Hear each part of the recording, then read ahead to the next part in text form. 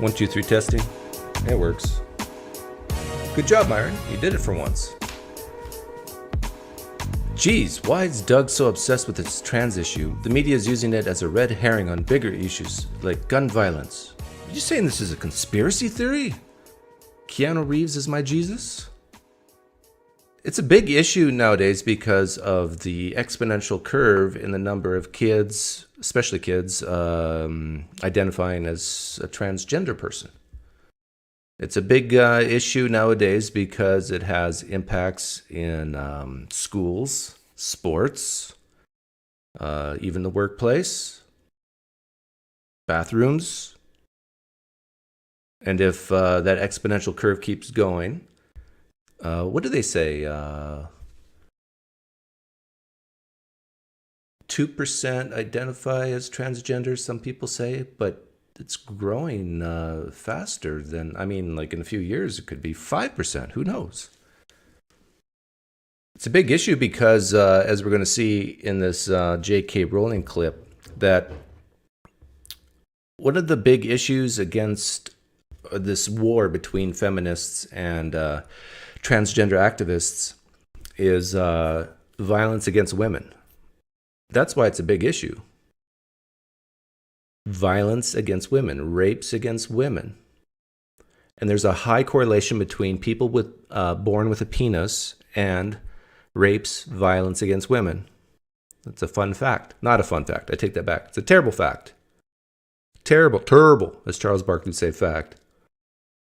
So when you have people born with a penis who identify as a woman, if just one person is raped because of that, because it gives them more access in a locker room or whatever, or in a jail cell, don't you care about those women? Of course you do. I'm going to play about 50% of this. Chapter 4. The link is in the description if you want to listen to the whole thing. I think it's very interesting. Now let's get started. This is audio only, so don't ask for video. Very much a feature of the culture in which I grew up, that women, by virtue of their biology, are subjected to specific harms, specific pressures, and require certain protections. And that is inextricably linked with our biology, and we cannot fight for our rights without naming and accurately describing what makes us different from men. Yes, there it is, right there. What makes women different than men? Biology.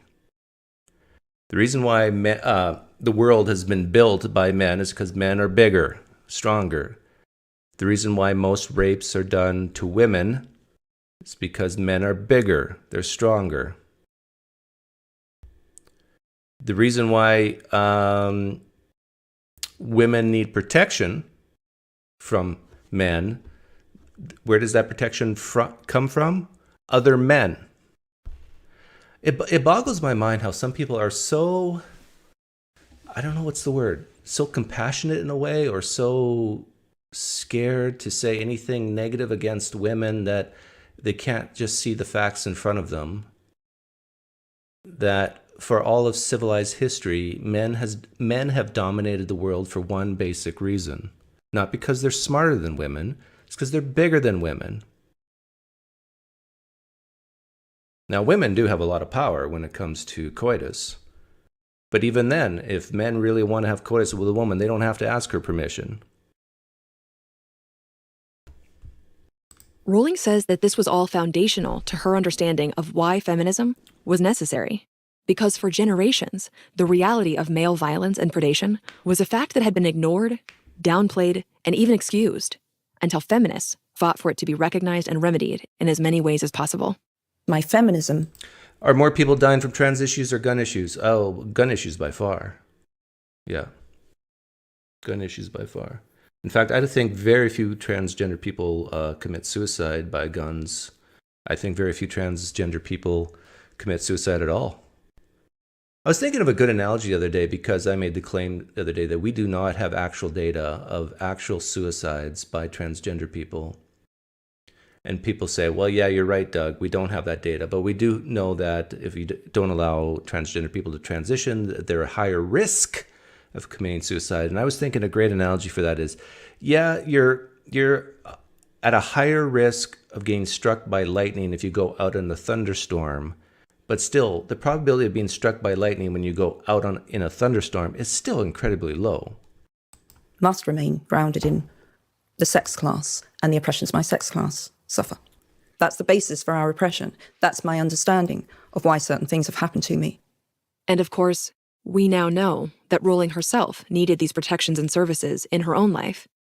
And while watching these women fight for their rights, Rowling says she also watched as they were constantly vilified for it. British feminism faced all the same attacks that American feminism did, that it was being carried out by ultra-leftists, by overgrown student protesters, by people who were, probably lesbians or not normal women in some other sense. Feminists were hugely disparaged across the mainstream.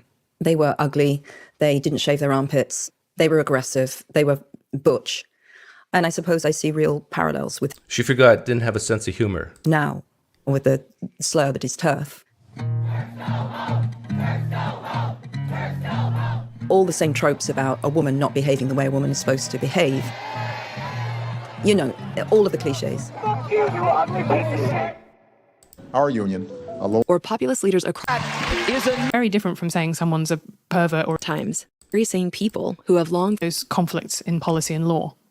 Recently, a conflict has been growing within the political left among many of the very same people who have long fought for and cheered on these recent gains in LGBT rights. A conflict about whether sometimes the fight for trans rights is ever at odds with the hard-won gains of the women's rights movement. That is very different from saying someone's a pervert or a degenerate, right? It says you are perfectly free to live your life. This is a perfectly valid identity to adopt. However, there might be times when it comes into conflict with other identities. Take, for example, women's sports. Transgender swimmer Leah Thomas is breaking barriers and records. Leah Thomas to the wall first, and that is a new Ivy League meet record. Recently, a swimmer at the University of Pennsylvania, who competed on the men's team as a freshman, sophomore, and junior, transitioned and began competing on the women's team. Leah Thomas dominated this weekend's women's swimming Ivy League championships. Not only winning major championships, but also breaking women's swimming records.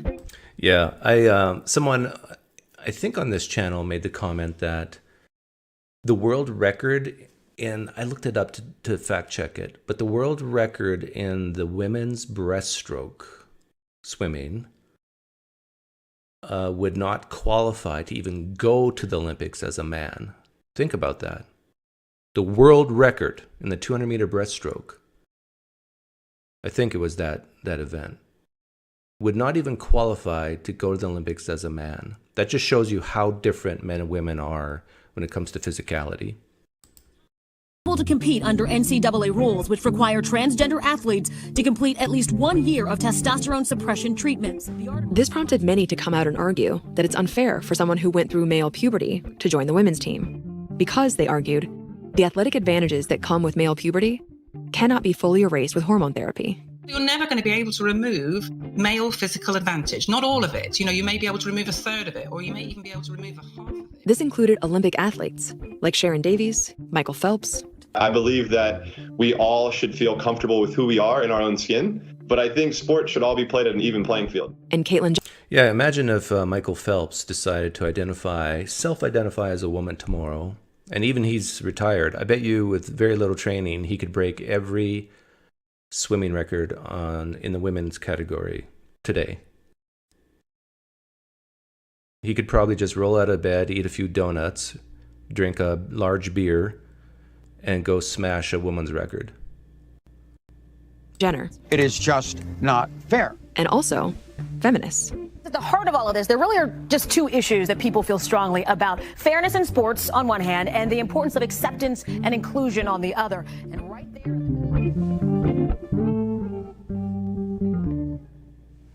Many of these feminists point out that they have fought hard and are still fighting for funding and resources for women's sports.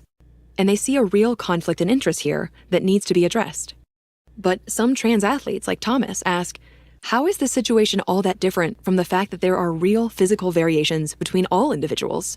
I'm not a medical expert, but there's a lot of variation among cis female athletes.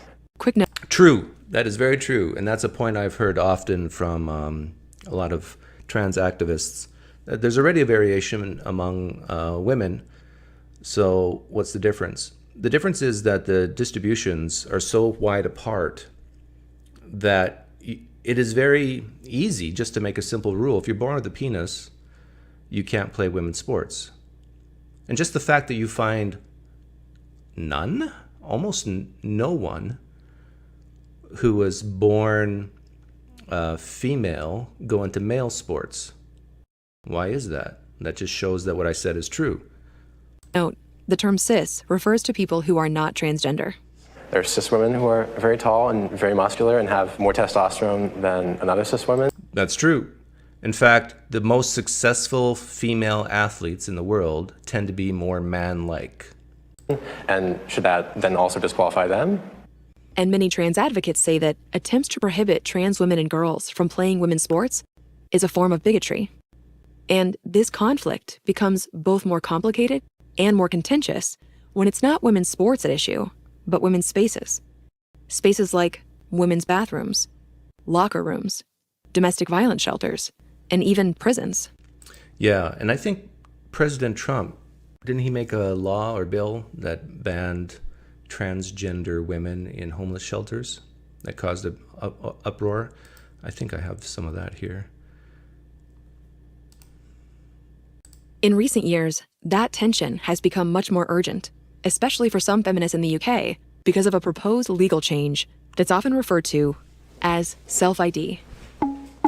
Well, campaigners are worried about potential changes to the Gender Recognition Act, which would allow men and women to choose their own gender, arguing it could enable predatory men to abuse women in single-sex spaces. The legal suggestion that it was going to be made much easier to change your legal gender was what made this not just an abstract discussion among feminists and queer theorists, but a matter of quite urgent public policy in Britain.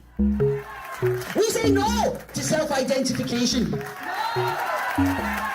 We say no to males in women's prisons. Yeah, why would someone stand up and yell, "We say no to self-identification"? For those of you who can't understand why anybody would say such a thing, it's because it's so easy to cheat then, right? Imagine a predator, a male. By the way, to fix this, from now on, my definition of man is an adult male, okay? So whenever you hear me say man or woman, I'm thinking biology too. I don't separate the two. What was I going to say? We say no to self-identification. Yeah, self-identification is a horrible way. There's no safeguards. There's just anybody can then say that they are a woman or a man and go into the sports that they want. In fact, just recently, a man, self-identified as a woman and entered a poker tournament. And a lot of the women were upset, put bounties on his head on a side action. The guy ended up winning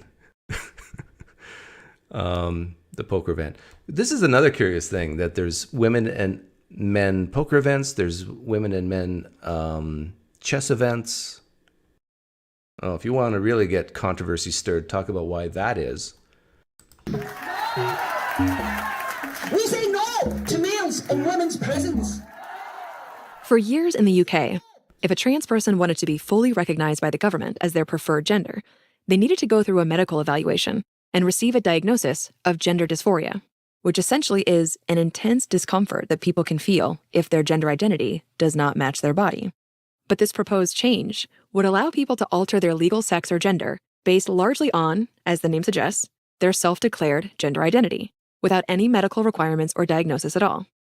Yeah, and I think a lot of people who call themselves trans activists are saying this is bad just because, well, I don't know. I hope there's a lot of transgender activists who would say this is bad, but there's probably some say, hey, no, you don't even need a doctor. I mean, if you identify as something opposite to what you were born, yeah, go ahead. But I think most transgender activists realize, we should follow the science. They'll at least parrot that. They'll say that. We should follow the science and have psychologists, trained doctors, and they will even admit that it should be more than just 1 or 2 or 3 sessions. So at least I think there's some progress on that front. It was a change some trans people wanted, in part because they felt that the need for a diagnosis was stigmatizing. The arguments came about the idea that, as it stands, the procedure involves gatekeeping. You need to prove to doctors that you're trans, which is exactly what the trans activists hated about it, the idea that someone else gets the final stamp on your very personal identity. But the feminist argument was that some level of gatekeeping was necessary in order to safeguard single-sex spaces. In other words, the removal of that need for a medical diagnosis, the elimination of that gatekeeping, concerned some feminists, especially those shaped by movements like Take Back the Night. They worry that predatory males would find some way to take advantage of these looser requirements to harm women and girls. They were concerned that, in a good faith effort to make things easier for trans people, the government was aggravating risks to women. I've been watching this. I've been interested in it, and I did a lot of reading around it. And as this public debate grew, one of those concerned feminists was J.K. Rowling. So I was already aware that the activism was arguing for this kind of self-identification. Therefore, an entirely male-bodied male can, by self-declaration, become, in inverted commas, a woman. Conceptually, as it were. He's now conceptually a woman. And I was troubled by that activism because after a long life dealing with certain issues, whether as a donor or an activist myself or from being a woman, I think I have a very realistic view, not a scaremongering view, on what may happen when you loosen boundaries around single-sex spaces for women and girls. So that troubled me. Have you thought through what this could mean for women and girls? I can already hear the screams of outrage. You are saying that trans people are all predators. Of course I am not, any more than I'm saying I'm a happily married straight woman. I know perfectly well all men aren't predators. I know that. I have good men in my life who are among my favourite people. But I am also aware that 98 to 99% of sexual offences are caused by those born with penises. The problem is male violence. All a predator wants is access and to open the doors of changing rooms or rape centres, domestic. And it's not just, I agree with J.K. Rowling here, but it's not just the predatory violence type stuff. There's men who just want to win. They want attention too. They want people to look at, oh, how brave you are. They want to win a competition. And if they can win easier against women, then they'll do it. Centres to open the doors to any male who says, I'm a woman and I have the right to be here. It will constitute a risk to women and girls. Now, that actually has very little to do with trans people and a lot to do with what we know are the risks from men to women. But this is the flashpoint. The activists who would argue against me, I've seen them say, but these are now women. And I say, well, here is where what a woman is becomes hugely important. Yeah. And J.K. Rowling asked that question, what is a woman, long before Matt Walsh did. And I also asked myself a question I think is such a useful and basic question to ask yourself if you want to ascertain whether you're being intellectually honest. What proof would I need to see to change my opinion? And so I asked myself that. Oh, smart woman here. What's the markers in my life to change my mind? I always ask that question. What are the markers that would change my mind? Let's see what would change hers. That question. Okay, so I thought, well, it's being claimed that nobody has ever abused dressing as the opposite sex, and no trans woman has ever presented a physical threat to a woman in an intimate space. Obviously, if I go looking and there's literally no evidence that's ever happened, well, then clearly my fears are baseless. Yeah, and I would take it a step further. If we had zero evidence of people faking being transgender to win a school sport, and in addition to what J.K. Rowling just said, yeah, my mind would change too. So I went and looked, and it's with no pleasure that I say that there was very clear evidence that that had happened. Our top story tonight, a transgender prisoner sexually attacked inmates in a female jail. Stephen Wood. So there's a famous case in England of a trans woman called Karen White who was convicted of sexual offences and sent to women's prison and then sexually assaulted two women. The court heard how she used her transgender persona to put herself in contact. By the way, this is how you change minds from some people on the left, because a lot of people on the left view themselves as very highly compassionate, very compassionate people. They virtue signal this. They find it a virtue in themselves. And so if you want to change a transgender activist's mind on these issues, you tap into that, what they already value. You tap into the fact that they're so compassionate for women, especially, and two women were raped in a prison by someone who said they were transgender, a transgender woman. That starts the cognitive gears going. women. She'd ended up in the female Newhall prison at Wakefield on remand after a number of sexual offences, including rape. Tonight, questions about how someone who'd raped women and who claimed to be transgender ended up in a female jail before undergoing any proper gender reassignment and was able to abuse fellow inmates. That happened, and it was quite a big moment, I think, for UK feminism, for all these people who'd been told that this would never happen, to finally have evidence that, in fact, it had happened. Can you articulate where those on the opposing side of this... The thing is, you know, even if it hadn't happened or wasn't published to have happened,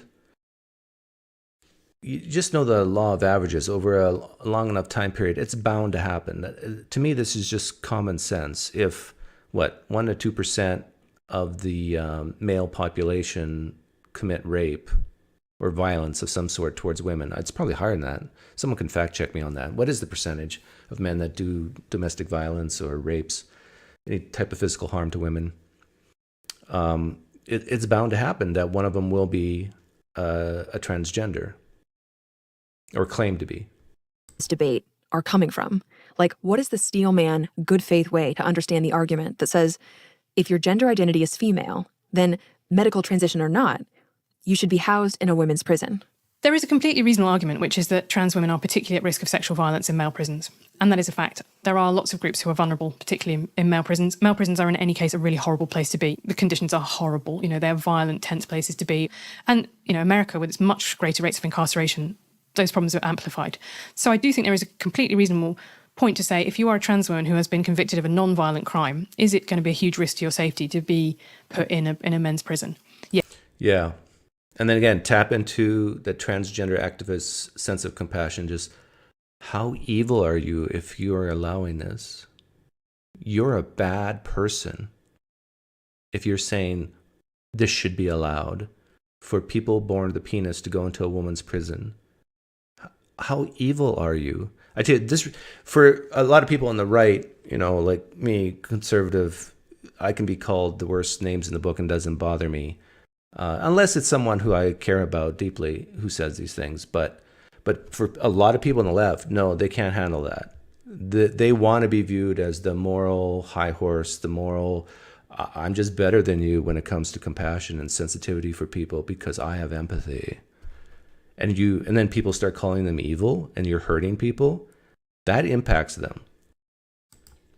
And the conclusion that Britain has come to really is that people with a gender recognition certificate, that is people who have legally fully transitioned, the presumption should be that they should be in the female estate. And then for everybody else, it's an individual case conference. But with the presumption that if you're convicted of a violent or sexual crime, you cannot be safely held in the women's prison estate. Now, that's not what's happened in America at all. And the ACLU, the great liberal organisation, have been fighting on behalf of trans women, some of whom have been convicted of violent offences, to stay in the women's estate. And that is very alarming to me.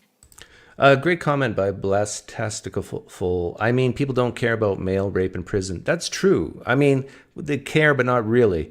If people want to have a real conversation about humane treatment of prisoners, I'm here for you.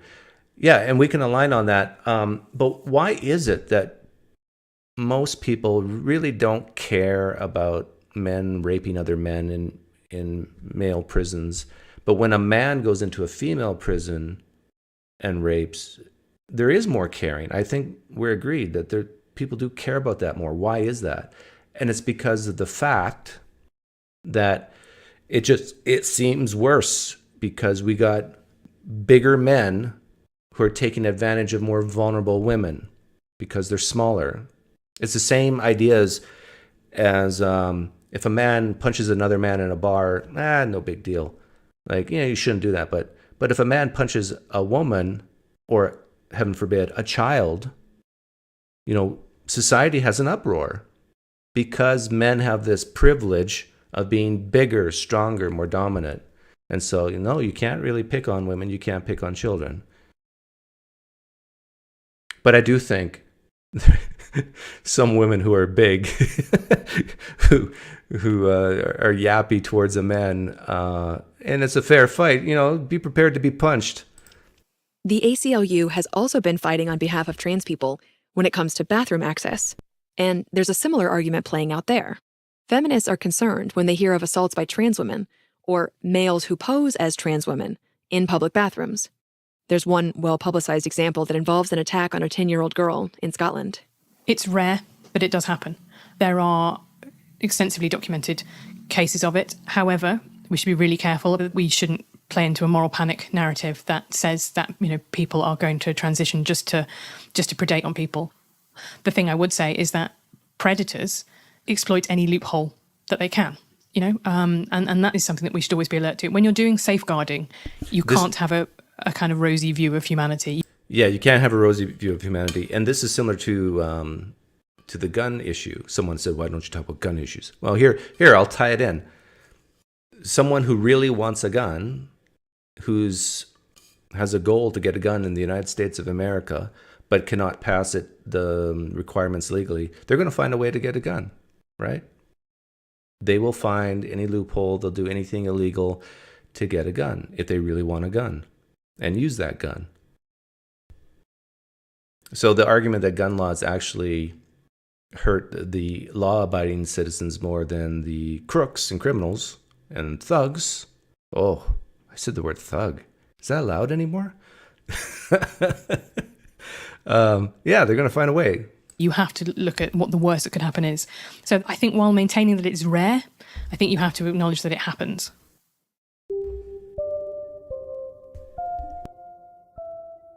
Because assaults in bathrooms are so rare, trans people often find it galling and humiliating when decision makers try to force them to use the bathroom of their sex at birth. It's just... Yeah, they find it galling and humiliating. And that's probably true. But let me shock some people here because I like using shocking language. So what?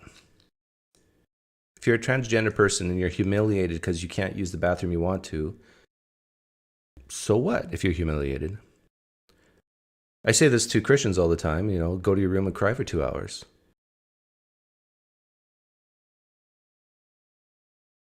Like, if you're going to use that argument about if we can save one life by allowing transitioning, we should allow transitioning. We should be able to use that same argument back and saying, if we can save one life of a woman in a bathroom from not being raped from a transgender, a man, well, who cares if you're humiliated? The non-rapist transgenders. Who cares if you're humiliated and you're upset? We're saving one rape. One rape's bound to happen, right? routine. Like, everyone goes to the restroom, everyone gets out. It's nothing, it's not a big deal. Many trans people report that they avoid public bathrooms as it is, out of fear of being called out or even attacked. And this makes it difficult for them to just be in public, at a concert or a stadium, but even more importantly, at work or... Stephanie says, make family bathrooms available. Target has a family bathroom. I no longer go to Target, Stephanie. School. And advocates ask, when the risk to others is low, why impose interventions that could make this tough situation any harder? It's just going to the bathroom. You go do your business, then you wash your hands, and then you leave. It's just simple. And when people make a big deal about it, it just kind of gets blown out of proportion. Yeah, so often I think these are kids who haven't lived long enough to realize just how bad the world can be. It's just a bathroom. You just go in there and do your business. That's all. What if it's a bathroom at a truck stop or the rest stop on an interstate and it's late at night? I guess they lock them up when it gets too late, but still. You still going to say that? You, as a woman, you're in a stall and then you see the size 12 feet of a man enter in right next to your stall. It's late at night. No big deal? Don't tell me your heart rate's not going to increase. But maybe I should just say, well, just deal with it, right? Go cry in your room for 2 hours.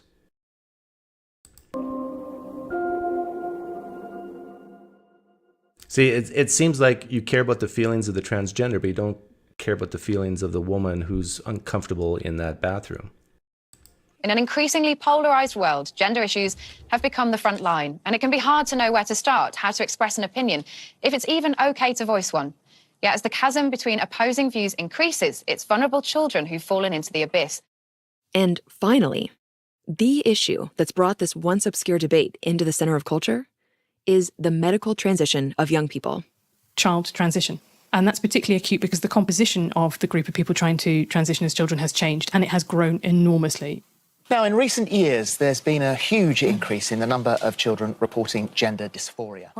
You know, we're talking about a difference in Britain between a couple of hundred people a year to thousands a year in the last decade or so. Yeah, Nathan from Digital Gnosis, he's often brought up the left-handedness. Back in the early 1900s, it was only, 1% of the population, 2% of the population who identified as being left-handed. And I don't know, by the year 2000, it's up to close to 20% or 11%, whatever it is, 13%. That's over 80, 90 years. But we've seen an explosion of people who identify as transgender in the last, 6 years, 4 years?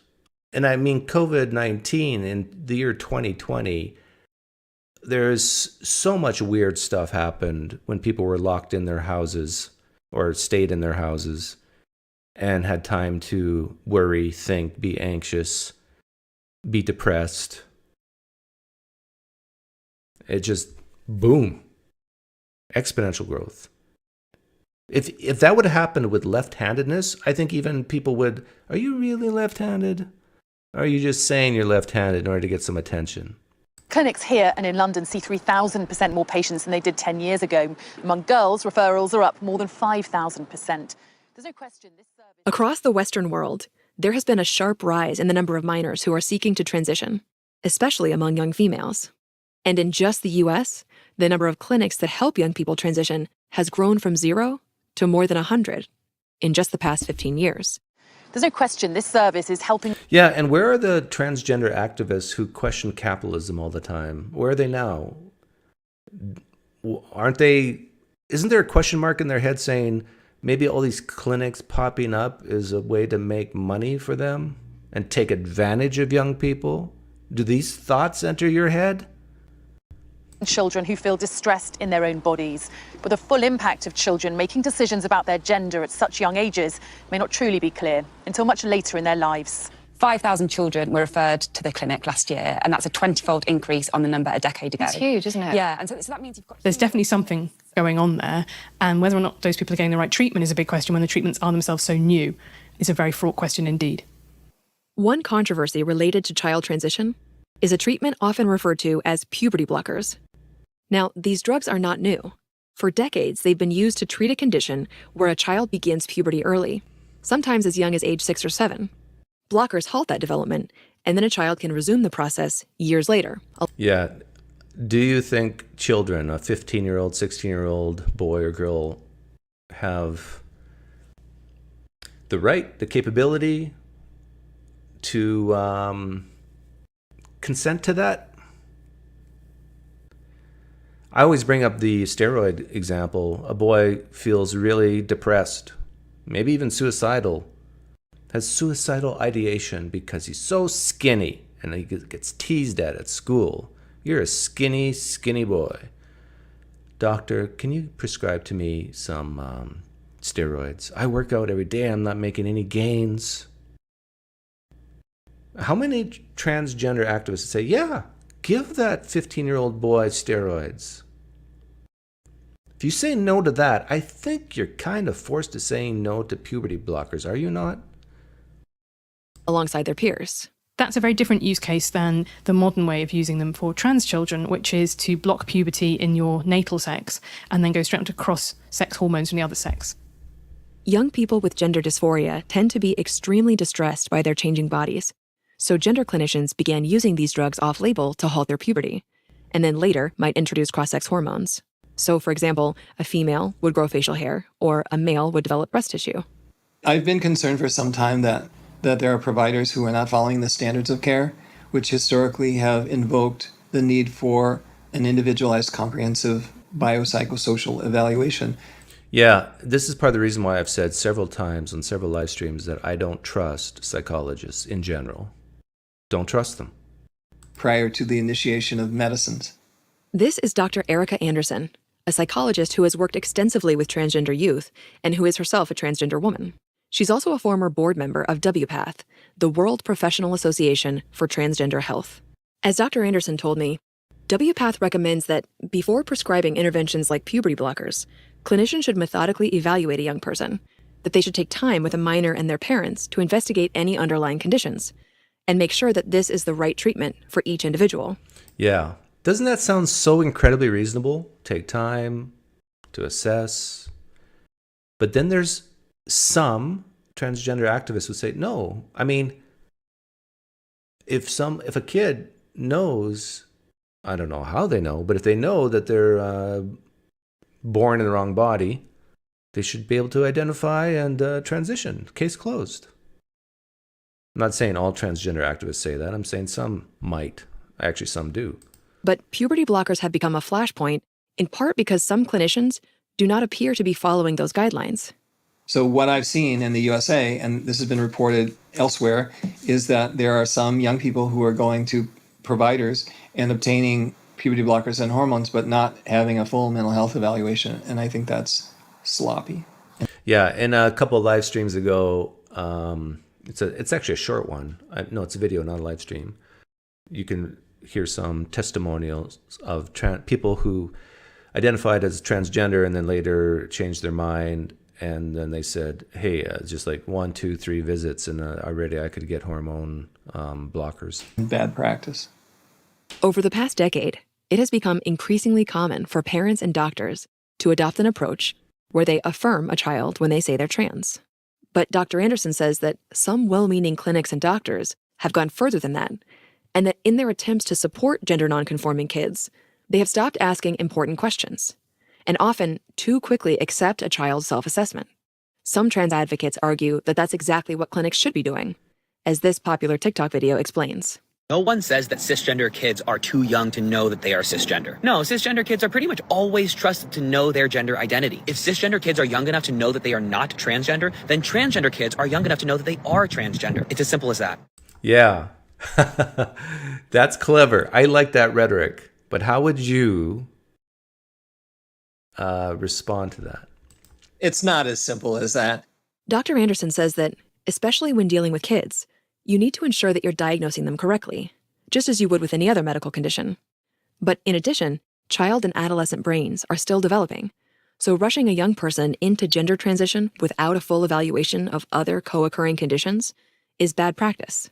Yeah, what are some other coexisting conditions, like eating disorders, severe depression? And this, to me, flies in the face of the history of medicine, and clinical psychology, which the hallmark of which is an individualized evaluation before you provide treatment. This concern on my part is further accentuated by the phenomenon we've also seen in the last few years, which is a flood of young people going to gender clinics expressing gender variance way out of proportion to what we've ever seen before, and in numbers that are not entirely understandable. Dr. Anderson and other clinicians still believe there are benefits to using puberty blockers for some kids with gender dysphoria, but they are also urging caution, especially to doctors who offer these treatments based largely on a young person's request for them. And that's partly because these treatments, puberty blockers followed by hormone therapy, can lead to infertility and, for young males whose puberty is blocked in its early stages, a high likelihood of never experiencing an orgasm. Whoa, I didn't know that. No orgasm? A chance of no orgasm? I mean, do you want to risk that? She says that doctors need to ensure that these treatments are being provided just to those who need them, and that they aren't misdiagnosing patients. Ruby began identifying as male at 13 years old. Now, 21, she'd been planning to have surgery to remove her breasts. But in May, she made the decision to come off testosterone and detransition to identify as female, her sex at birth. Stories about young people who regret their decision to transition have been well publicized in recent years. They often say that, as children, they weren't capable of consenting to treatments with lifelong consequences that they couldn't truly comprehend. Others say they wish clinicians had spent more time looking into their other mental health issues before recommending medical transition. One of these young women spoke with Sky News. Ruby now feels her eating disorder was more of a factor than she first realised in her gender dysphoria. None of the therapists that I spoke to brought that up. They didn't think that it was linked. Do you? I think so, yes, because it they're both kind of based in how I feel about my body. So I've seen similarities between the two. So you trust yourself over the therapists? There's currently no data for how many in the trans community detransition, and to talk about it can be viewed as transphobic. But people like Ruby say more discussion is needed, as well as more options for people with gender dysphoria. Accounts like these have served as confirmation for those concerned that young people are not getting the support they need. At the same time, they've been a source of deep frustration to many trans advocates who say that regret is rare and that we should trust kids to know that they are who they say they are, rather than putting them through months or years-long evaluations. What complicates all of this is that the protocols for youth gender care are so new. The current president of WPATH, Dr. Marcy Bowers, cites a figure that about 80% of the research on youth gender medicine has been done in just the last 10 years. And though there are currently no authoritative long-term studies about the phenomenon of detransition, nor about the overall effectiveness of some of these treatments in minors, Finland, Sweden, and the UK are all currently reevaluating their youth gender treatments and calling for more resources, more studies, and tighter protocols to be put in place. Stephanie McGuire says, I'm transphobic then. I honestly think that if you're not called transphobic, homophobic, racist, or any negative word by at least someone at some point in your life, you're not expressing yourself. I'm not saying you are those things, but if you're not perceived by that, by some wacko, some crazy person, at least once, you're probably just not talking. Unpleasant. It's like, it boggles my mind how fearful people are of being called those terms. We've got to stop that, because it prevents you from giving your opinions. As adolescence is. I mean, I hated adolescence. I do not romanticize adolescence. I think it's a dreadful time. I remember times of pure joy when I was with my friends, and I remember fun. But if you ask me, do you want to go back to being 13 tomorrow and live it all again? I would say absolutely bloody not. I want to stay exactly where I am. But I do think that it is a necessary part of our development. Rowling told me that watching this sharp rise in youth transition, especially the rise among young females, started to feel like a particularly feminist concern, and something that resonated with her from her own childhood. I grew up in what I would say was quite a misogynistic household. Like all young girls, I grew up with certain standards of beauty and ideals of femininity. And I felt I didn't fit into either of those groups. I didn't feel particularly feminine, and I certainly didn't feel, that I looked the way I was supposed to. Oh, is she going to say what like my theory is a lot of people who, especially girls who think they're boys, it's because they think they're not meeting these standards of what a real woman looks like or acts like. Like, I think a lot of chubby, ugly girls think, oh, I must be a boy. Or maybe think it's easier to be a boy because chubby boys have it maybe a little less difficult, a little less hard in life than chubby girls. As long as, you're a chubby boy who ends up making lots of money in a career. How did Chris Rock put it? Who did Jay-Z marry? That black singer, the female singer, who's beautiful, gorgeous woman, and said, if she worked at Burger King, Jay-Z could have still married her. But if Jay-Z worked at Burger King, Rihanna, is it Rihanna? Yeah, there's no way that... No, it's not Rihanna, it's the other one. But you see what I'm saying.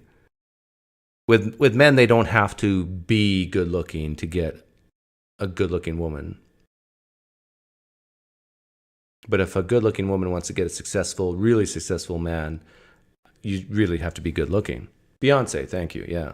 Beyonce could work at Burger King and still get married to a billionaire. But Jay-Z, a billionaire, could not work at Burger King and be not a billionaire and get Beyonce. So in that way, I think it might be easier for girls to transition to boys for that reason. I looked very androgynous at 11 and 12. I had short hair, and I can certainly remember in adolescence feeling acutely anxious. I think this is so common. In fact, I think I know more women who have felt it than not. I felt very, very anxious about my changing body. Yeah, so here we have these 13, 14-year-old girls who are just really confused, going through puberty, all these pressures in life, and we are just believing what they say about their gender identity? Really? Isn't that stupid? Because you become aware it's attracting scrutiny that you don't welcome. You know, I can remember the comments about your body, the difficulty of dealing with periods, period shaming, particularly from boys at school, this sort of squeamish fascination that young men have with female bodies that is a mixture of disgust and desire. It's very difficult to cope with that. I question my sexuality. I'm thinking, well, I can tell my friends are pretty. Does that mean I'm gay? Which I think is very common. I grew up to be a straight woman, but I've never forgotten that feeling of anxiety around my body. So is it your position that it's too big of a decision, essentially, for a child to make, to transition and experience these long-term consequences that they can't yet comprehend? Personally, I don't believe even a 14-year-old can truly understand what the loss of their fertility is. At 14, if you'd said to me, do you want children? I'd have said, no, I don't want them.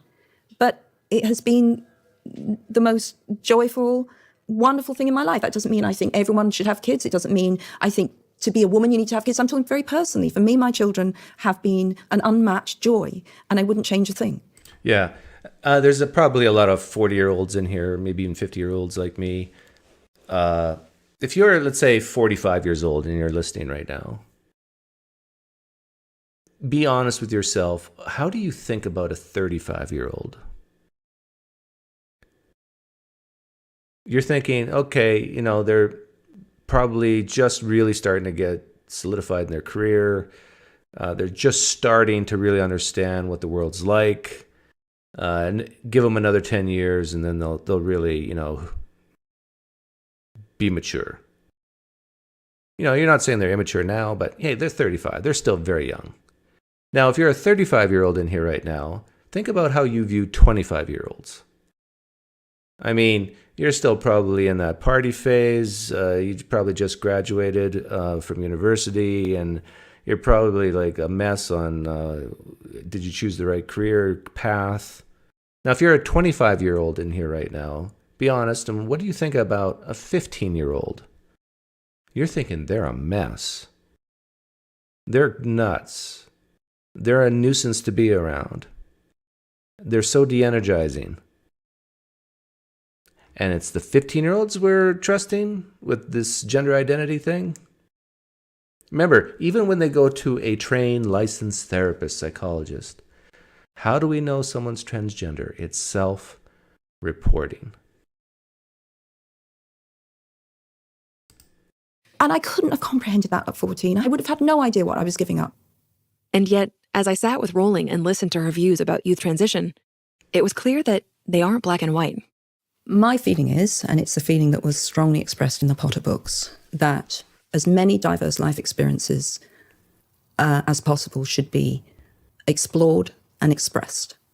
And having felt like an outsider in several different ways in my life, I have a real feeling for the underdog. And I have a real feeling for people who feel they don't fit. And I see that hugely, particularly among younger trans people. I can understand that feeling only too well. But seeing this recent surge in numbers seemed like something worth questioning soberly. Gender dysphoria exists. It causes massive distress. I know it's real. And I know there will be, I believe, a minority of people for whom this will be a solution. But in the numbers we're currently seeing, particularly of young people coming forward, I find cause for doubt and cause for concern. Me too. So I did what I always tend to do when in that situation. So I read a ton of books. That is my instinct. If I'm interested in... Rowling said that she went out and bought some of the big best-selling memoirs by trans authors. ...to this gender identity movement. So Jacob Tobias, Sissy, Andrea Long Chu, brilliant writer, females, Gender Games, The Trouble with Men. She read essays. Is gender fluid, Dr. Sally and academic literature from influential thinkers like Judith Butler. And I'm reading countless blogs. By the way, this is good podcast editing. And articles. You're trying to have your views challenged. Completely, because I really want to understand what is the thinking through personal experience, but also the philosophy, the ideology. I'm looking at this, I'm thinking, am I missing something? We'll be right back. Pine Creek, isn't this the same argument theists use when atheists ask about why God does one thing or another? We are like children compared to God's knowledge. Yeah. I think that is similar. Who can understand it? So you're saying that adults are like God and 14-year-olds are like children? Actually, the kids who are transgender, they probably don't even know what questions to ask. Like a 14-year-old, 15-year-old, they probably don't, most of them don't know what are the right questions to ask. I talked to a 22-year-old transgender person last week, and one person in the comment section said, I exploited them because I think it was so clear that this person hadn't even begun to think about things.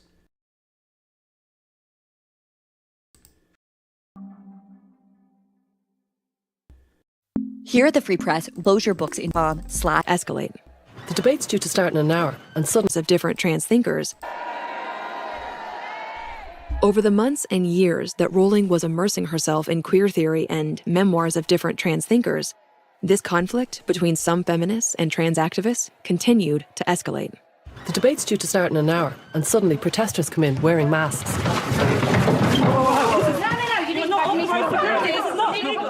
We're putting on an event tonight. We've got all these young people in bandanas trying to force their way in. They've got faces covered. They're actually being aggressive and violent. She pushed me when she came in. She, you fucking cunt!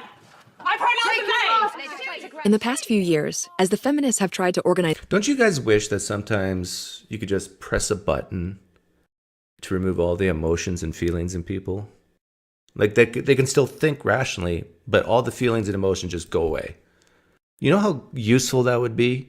How many times have you watched those videos of people on planes and for whatever reason they're asked to leave, deboard the plane, and they just sit there and they just keep yabbing, and then they start crying, throwing these fits. Same with people driving, they throw these fits. Wouldn't it be just so cool? You just press a button, boop, you're now Spock. And they go, oh yes, I must accept the things I cannot control. I will bring it up to the judge later. Handcuff me now, and away I go.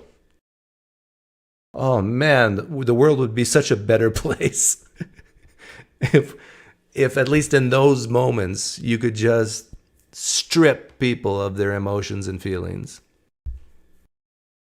For those moments, when you're watching a musical, then no, you want to press a button, boop, just turn off your rational and just emote and enjoy and feel the music and the acting and all that.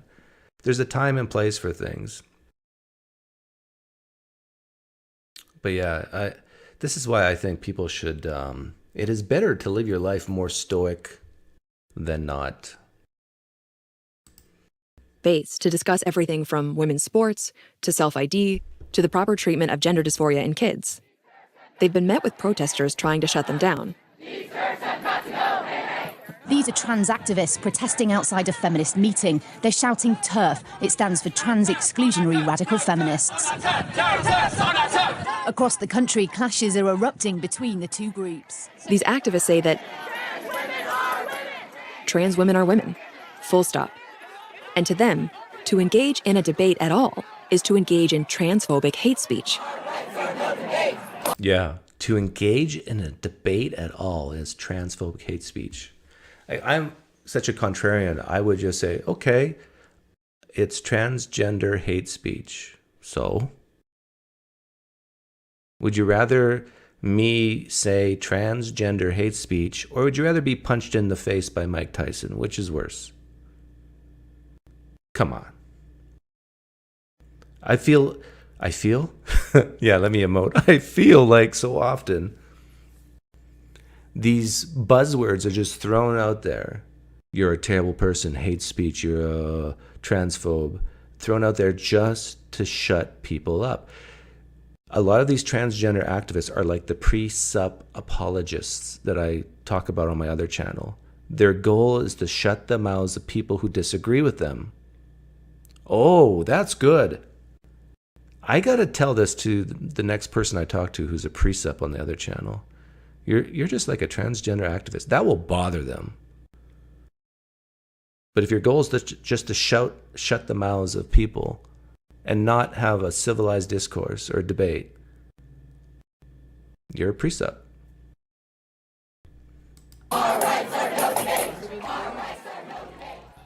And then we come to the famous two-word slogan, the stock phrase, no debate, no debate, no debate. We hear it all the time. That alarms me, really alarms me. I can't think of a purer instance of authoritarianism than no debate. In fact, that is the attitude of the fundamentalist. You may not challenge my ideas. That makes you evil. I am righteous. I don't have to explain my righteousness. Yes, and precept. I am entitled, therefore, to bully you, to harass you, to silence you, I am right by definition. To take away your livelihood, all the way up to attacking you. I've had things thrown at me. I've been accused of things I have never done or said.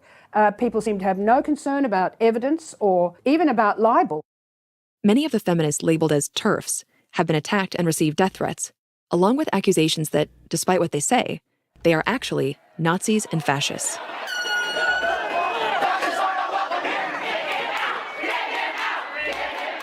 There have been physical assaults. A woman called Maria McLaughlin, she was at Speaker's Corner in London, which is an infamous site for freedom of speech. It's where people can go say whatever they like, pretty much. And she went there to a feminist meeting and she was physically assaulted by a trans woman called Tara Wolfe, who was convicted of assault, who had said online before going to that meeting, I want to fuck up some TERFs.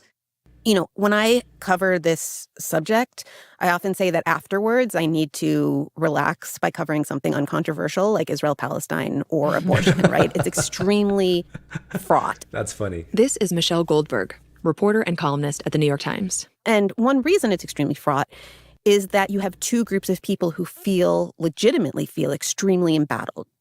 You wrote about this conflict in The New Yorker in 2014 in an article called What is a Woman? And even back then, you talked about how intense the threats and intimidation tactics were towards feminists who were voicing these views. You quote some of the online threats in the article, which said things like, "Kill TERFs 2014. How about slowly and horrendously murder TERFs in saw-like torture machines and contraptions?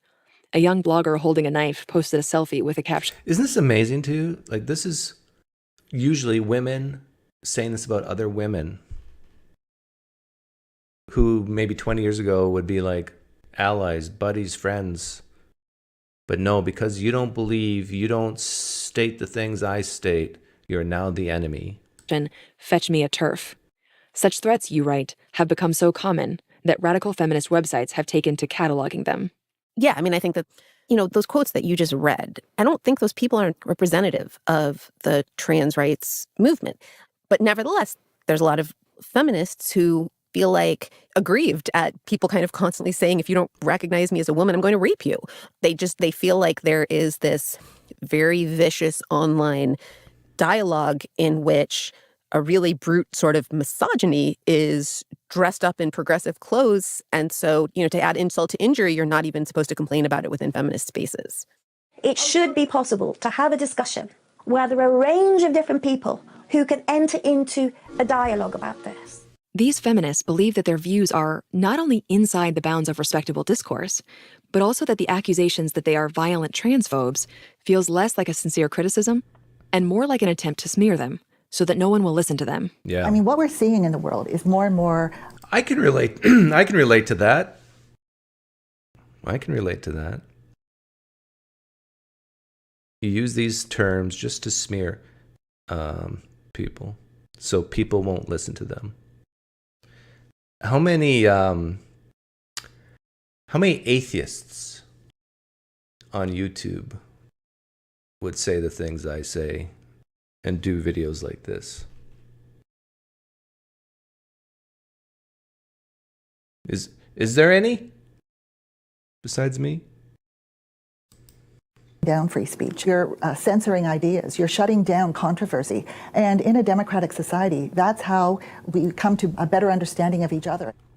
And beyond just online insults, this approach from activists has had real-life consequences. Women expressing these views have lost their jobs in publishing, in academia, in journalism, and the arts.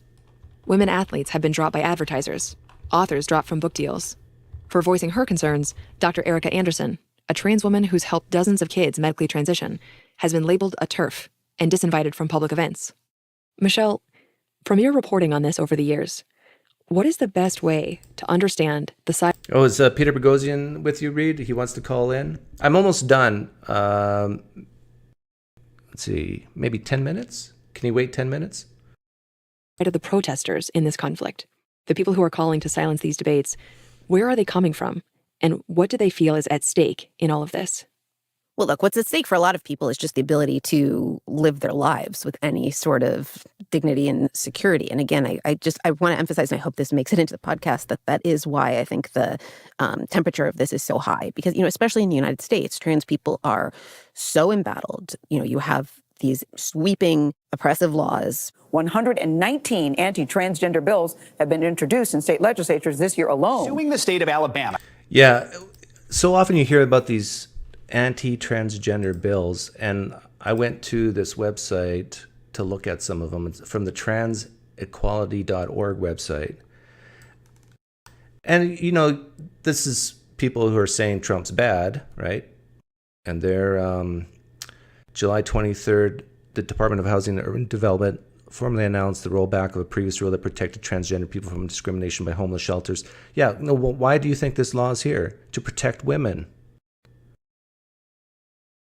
May 15th, 2020, Department of Education issued a letter declaring Title X rule requires school to ban transgender students participating in school sports. Why is this law here? To protect girls. So it's often made out that, Trump is he's transphobe. He's actually protecting women and girls. I haven't read every single law, of course. But it's just set up as that this is just all evil. After the governors making their way through Ohio's legislature. Arkansas passing a bill blocking gender-affirming care for trans activists. Yes, thanks, Tim West. Yeah, I would say T-Jump is probably the only atheist I can think of who says some of the things I say. Let me jump ahead because I know Peter Boghossian wants to chime in here. Maybe he wants to play VR golf. I don't know. So let's go back to 2016, 2017. Mm-hmm. You obviously are a very public person. You are not shy in general about speaking your mind. And it seems like you've had really strong views about what you were reading, and you had done a ton of reading and research and thinking. Did you want to join the public conversation at the time? Did I want to join the public conversation? Yes. Why did I want to join it? Because I was watching women being shut down. And it was as though there was no woman perfect enough to say her piece. If she's a regular woman with no particular platform, she's a bigot. That's that. You're a bigot. If she's an informed woman who is working in a sphere where this will really have an impact, and for example, I saw a prison governor speaking out, this is not okay. These are already traumatized women. Huge abuse hurled at her. Shut up. You don't really understand. What do you know about being a trans woman? It seemed there was always a way to shut down women's voices. People are terrified of speaking up. Yep. So I really was starting to feel this moral obligation. I knew what was coming, but I thought other people, there are people who probably, if I'm honest, probably could speak and don't want to speak. They're not going to lose their livelihoods.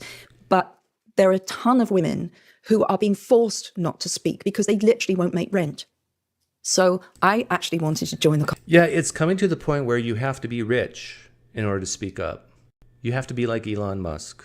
You have to be like J.K. Rowling, where you have FU money. You can call me a racist, a homophobe, a transphobe. Won't make a dent. You cannot hurt me. It's coming to the point where only those types of people can really come out and say these things, have an impact without the consequences killing them. They have the security. They got bodyguards. They cannot be shut up. Conversation and speak up earlier than I did. And I was not held back. I'm not saying that I couldn't have done it anyway, but there were people close to me who were begging me not to do it. I think out of concern of what that would mean, they'd watched what had happened to other public figures. And there was certainly a feeling of, this is not a wise thing to do, don't do it. So I'm living in this state. Once again, actually, I'm living in what I feel is a duplicitous state. I have this massive concern. I'm watching women being shut down and bullied, their employers being targeted by a movement that I see as... Yeah, you're right. People run on this stuff for office, Doug. Yeah, but they are often protected by the Secret Service. Authoritarian, illiberal. I'm hugely concerned about young people, often the kind of young people who found a refuge in my books. So, you know, there's a feeling of empathy there because I was one of those young people myself.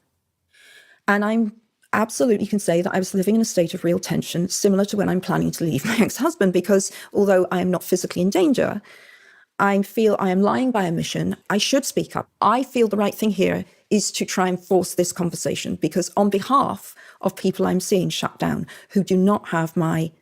I mean, let's face it. Insulation, right? From... It is insulation. It is privileged white woman. Absolutely. I am protected in ways I never dreamt I would be protected. Of course, I'm also exposed to threats that other people sometimes aren't exposed to. But it's more than that. Whatever happens, if everyone decides you are an evil witch, we will never buy your books again, I can feed my family. We all know I'm fine. My world doesn't crash. My kids... Yeah, that reminds me of that Dilbert creator. What's his name? Same thing. I think that guy was brilliant with what he said because it stirred the pot and got people talking about coming together and with real solutions for African Americans in this country. But he was just like J.K. Rowling. I don't care if my Dilbert cartoons are ever published in a paper again. He probably wanted to retire anyhow. Don't go hungry. I once lived that life. You know, that was the potential of making a bad financial decision and spending £2 too much one week. So I reached a point of high tension, and I have to say something.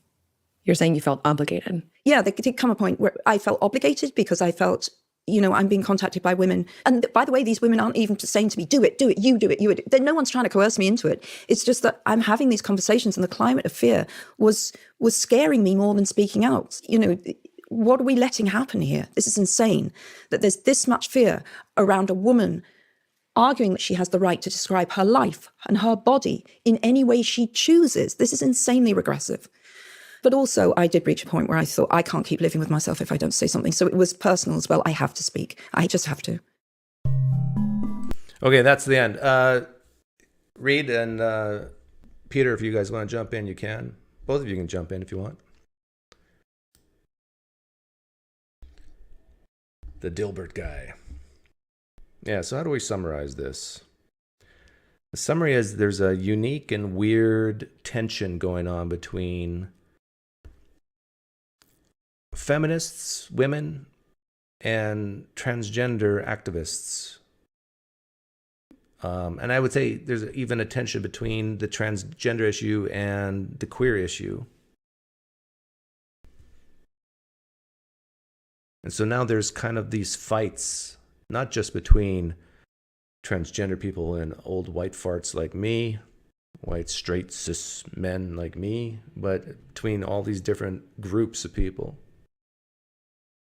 And maybe that's a good thing.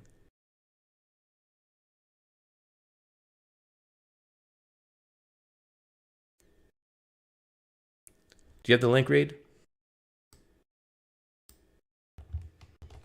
Do you guys know who Peter Boghossian is? There he is. Peter. Doug, how are you doing? Good. You're a little quiet. Say something again. Testing. 1, 2, 3. Shout GG. Oh, that's better. Oh, okay. Read to the rescue. Yeah. So yeah, exactly, precisely. So I have a comment, possibly a disagreement with you. Uh-oh. But I'm not sure. We'll find out. So one of the things that you mentioned just now was about men in no, wait a second, was it the gendered poker tournaments? Yeah. So let me just tell you what I'm thinking, and then you can correct my reasoning if it's off, okay? Men and women's sports, trans women, understood. There are physical advantages. Got it. Yep. Men in chess, got it, although that's fuzzier, but got it. But help draw the line for me from there to poker. Oh, okay. Well, basically what happened was there was a female poker tournament, and the question is, why are there female poker tournaments? That's a question to ask. And this guy just said, hey, I'm going to enter this female poker tournament because I'm going to identify as a woman, and ends up winning it. Are you asking me, or are you saying that I'm saying that there should be male and female poker tournaments? Well, a few things. I'm kind of working the idea out myself. I will say I know how to play poker, and I've been to LA, not LA, I've been to Vegas when my parents. We've played poker together. You remember, me and you? Yeah. I think you crushed me. I think I took your money. You did. Excuse me. You did. Yes. So I understand. Is the idea that they need a women's only space? And if so, that's one thing. Or is the claim that being male confers an advantage in a poker tournament? Because if it's the latter, that seems to me to be an empirically testable claim. Yes, I agree. I think that's empirically testable. But I think the answer most people would give, most women especially, would, no, men are not better than us in poker. It's just they tend to say vile things to us that makes us uncomfortable. I think a lot of women would give that answer, which is the first thing you said. Okay, so then it's not a question of, for example, that's not the issue with trans women in women's sports. Right. Yes, it's more the biological difference. But I'm not. Right. But I'm totally open to the idea that maybe there are biological differences in men and women that make men better than women at poker and chess, like risk taking, for example, which has been proven in the literature. Yeah. So I know that many people have written about this in chess, and I'm not an expert on that, but I would concede that from what I understand, the evidence seems to fall on the side that there are biological differences. But I'm just not there yet with poker. Like, I just don't understand. And it could be just the famous I'm not a biologist. I mean, it just could be as simple as that. But it lends itself to some really interesting questions, I think, when you start talking about things on the fringes or borders or things that get very fuzzy, right? Yeah, but think about, like, the common argument that some people say is that women come from a culture or environment that didn't promote poker, didn't promote chess, so there's far fewer of them. But I don't buy that, because there are men who parents had nothing to do with poker, nothing to do with chess. Even the culture kind of viewed, oh no, you should be out on the farm working, not playing these games. And they end up playing these games and being very good at it. And so maybe there is a biological component. But the problem is society is so triggered by these things that you can't even, offer that as a possibility. Yeah. Okay. So there's so many things going on in this conversation. One is, should there be spaces specifically for women who want to engage in women's only activities? A few years ago, there was a case at the university where I worked when they had an event in which only people of color were allowed to ask questions. And I was flabbergasted by that. I simply could not believe that was legal. So I asked a friend of mine who is not just a lawyer, but a legal scholar. And he told me, not only is it illegal, but it's also, not only is it legal, but it's also ill-advised, because the moment you do that, you're opening yourself up to the idea that, I don't know, white people or what have you can have their own events where only white people are allowed to ask questions. And so, bracketing the law for a second, you're talking about what kind of social norms should we have? Should we have social norms that allow women to have their own spaces and events? I mean, I think it's a very interesting question, and I don't think swapping race with gender works there. I don't think you could say, well, we should be allowed to have events with only people of a certain skin tone or people of, I don't think it's analogous. Okay, what would have happened if I was at that event where you said only, would you say only black people could ask questions? I People don't of think it color? was. Yeah, I think that was the phrase they used. Okay. I could be wrong about that, but I think that's the phrase they used. What if I raised my hand and said, I'm a person of color, I identify as a black person, I would like to ask a question? Yeah, it's theorized differently in the literature. And so that's what got Rebecca Tuvell in a lot of hot water with her paper from Hypatia a few years ago, is that in the literature, it's pretty clear the limits of self-identification. I actually find that to be a fascinating conversation. But unfortunately, our society is in its infancy and we're not ready to have adult conversations now, specifically. So the other issue, so there are women's only spaces in which there's no advantage that's conferred upon participants. And then there's to me, which is a much clear cut, it's just a clear cut case. If there's a biological advantage, it would seem obvious that people should have their own spaces. Yeah. And it has to be significant biological differences, which is the case for men and women in sports. Okay, so it's very interesting because I had a conversation with Heather McDonald, and I just read her books, and her last book before this was The Diversity Delusion, and a book about police, and she's fascinating. She's with the Manhattan Institute. And to get back to what you said earlier about race, I would be adamantly opposed to gatherings that had disallowed people of a certain race. I do think that's illegal, but I'm not a lawyer, so I don't know. You'd have to ask. Don't they do that at universities, like safe spaces for people They do. of color? Yeah, they do. Correct. And then to my understanding, it has been shown to be. I actually filed a complaint against Portland State University for doing that. But anyway, bracketing that for a second, she was telling me, and this relates to things that you've said earlier, and I'm not familiar with the literature, although her last book goes to tremendous pains to detail the statistics.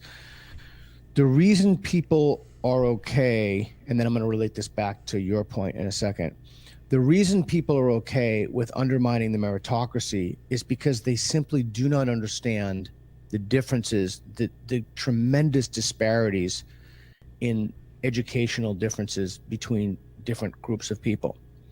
So I'm not saying that that's a reason why people don't mind undermining the meritocracy. I'm saying that's her reason for why people don't mind undermining the meritocracy, because they think that those differences are minuscule. So that's one thing. And I'm suggesting to you the only reason I bring that up, and she was mentioning it in terms of racial differences, like number of people of African Americans who score above 700 in the SAT. I think it's 1%. And there's with the stereotypical Asians dominating whites, and then all the way down. But I'm suggesting to you, and I could be wrong about this, I'm just throwing it out, is one of the reasons that people don't object to trans women, in other words, people born males, going into female sports, is because they simply do not understand how great those gulfs are.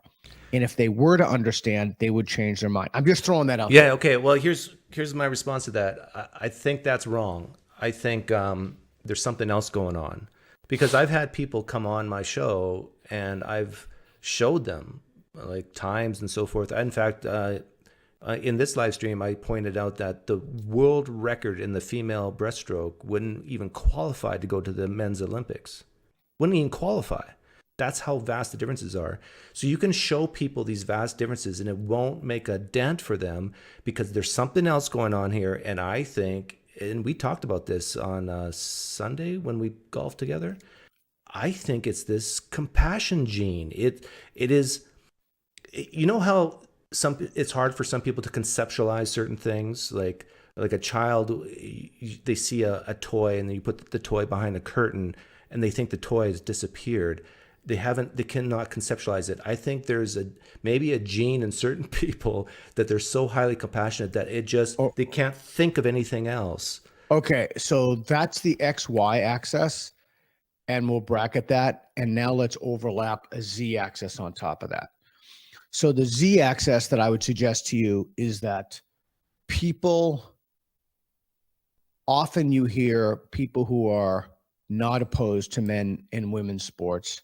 And I can tell you now, I have quite a bit of anecdotal evidence for beliefs.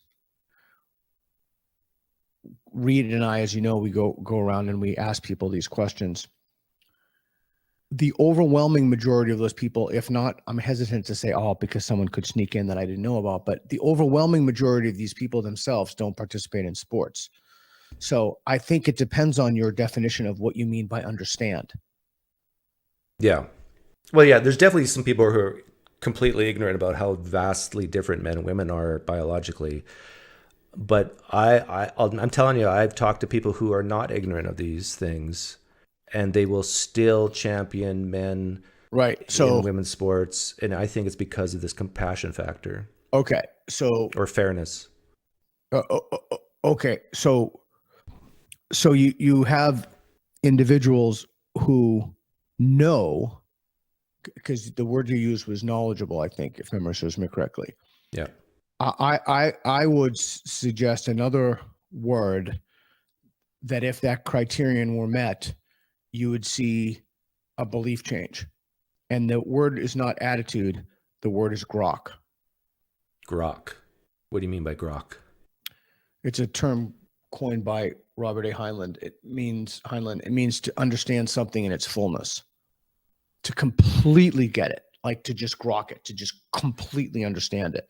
Yeah. I think that they may know when they look at those, the swimming or, biking has been a thing recently, but I don't think they really understand how much 33 seconds is in the case of Leah Thomas. I don't think they really understand. I think that they have a superficial knowledge of it, a numerical superficial knowledge, but they just don't get it. And when you put my z-axis in, they don't get it from the point of view of being a participant, only an observer. I hope you're right on this, but the thing is, what's just flooded my mind is I do a lot of interviews with Christians, and they could say the same thing to me. Like, we're both looking at the same evidence, the New Testament scriptures, and I don't buy it. I don't think a man rose from the dead based on 2,000-year-old texts. And they could say to me, Doug, he's missing the grok. Like, he just doesn't fully understand what Jesus did for him. And it's just, I don't know. There's something else going on there, I think. And I think it's Jonathan Haidt's thing about the righteous mind. Yeah. Yeah. I mean, it certainly could be that. And again, I haven't published anything in this. I haven't made a study in it. I do have, again, as I said, a lot of anecdotal evidence. The people who advocate these positions, they don't seem to participate in competitive sports. Like, I've never met anybody in jiu-jitsu. Who thinks that men should be allowed in women's categories. That's completely insane. I mean, it's totally insane. Think of Leah Thomas, that swimmer. Yeah.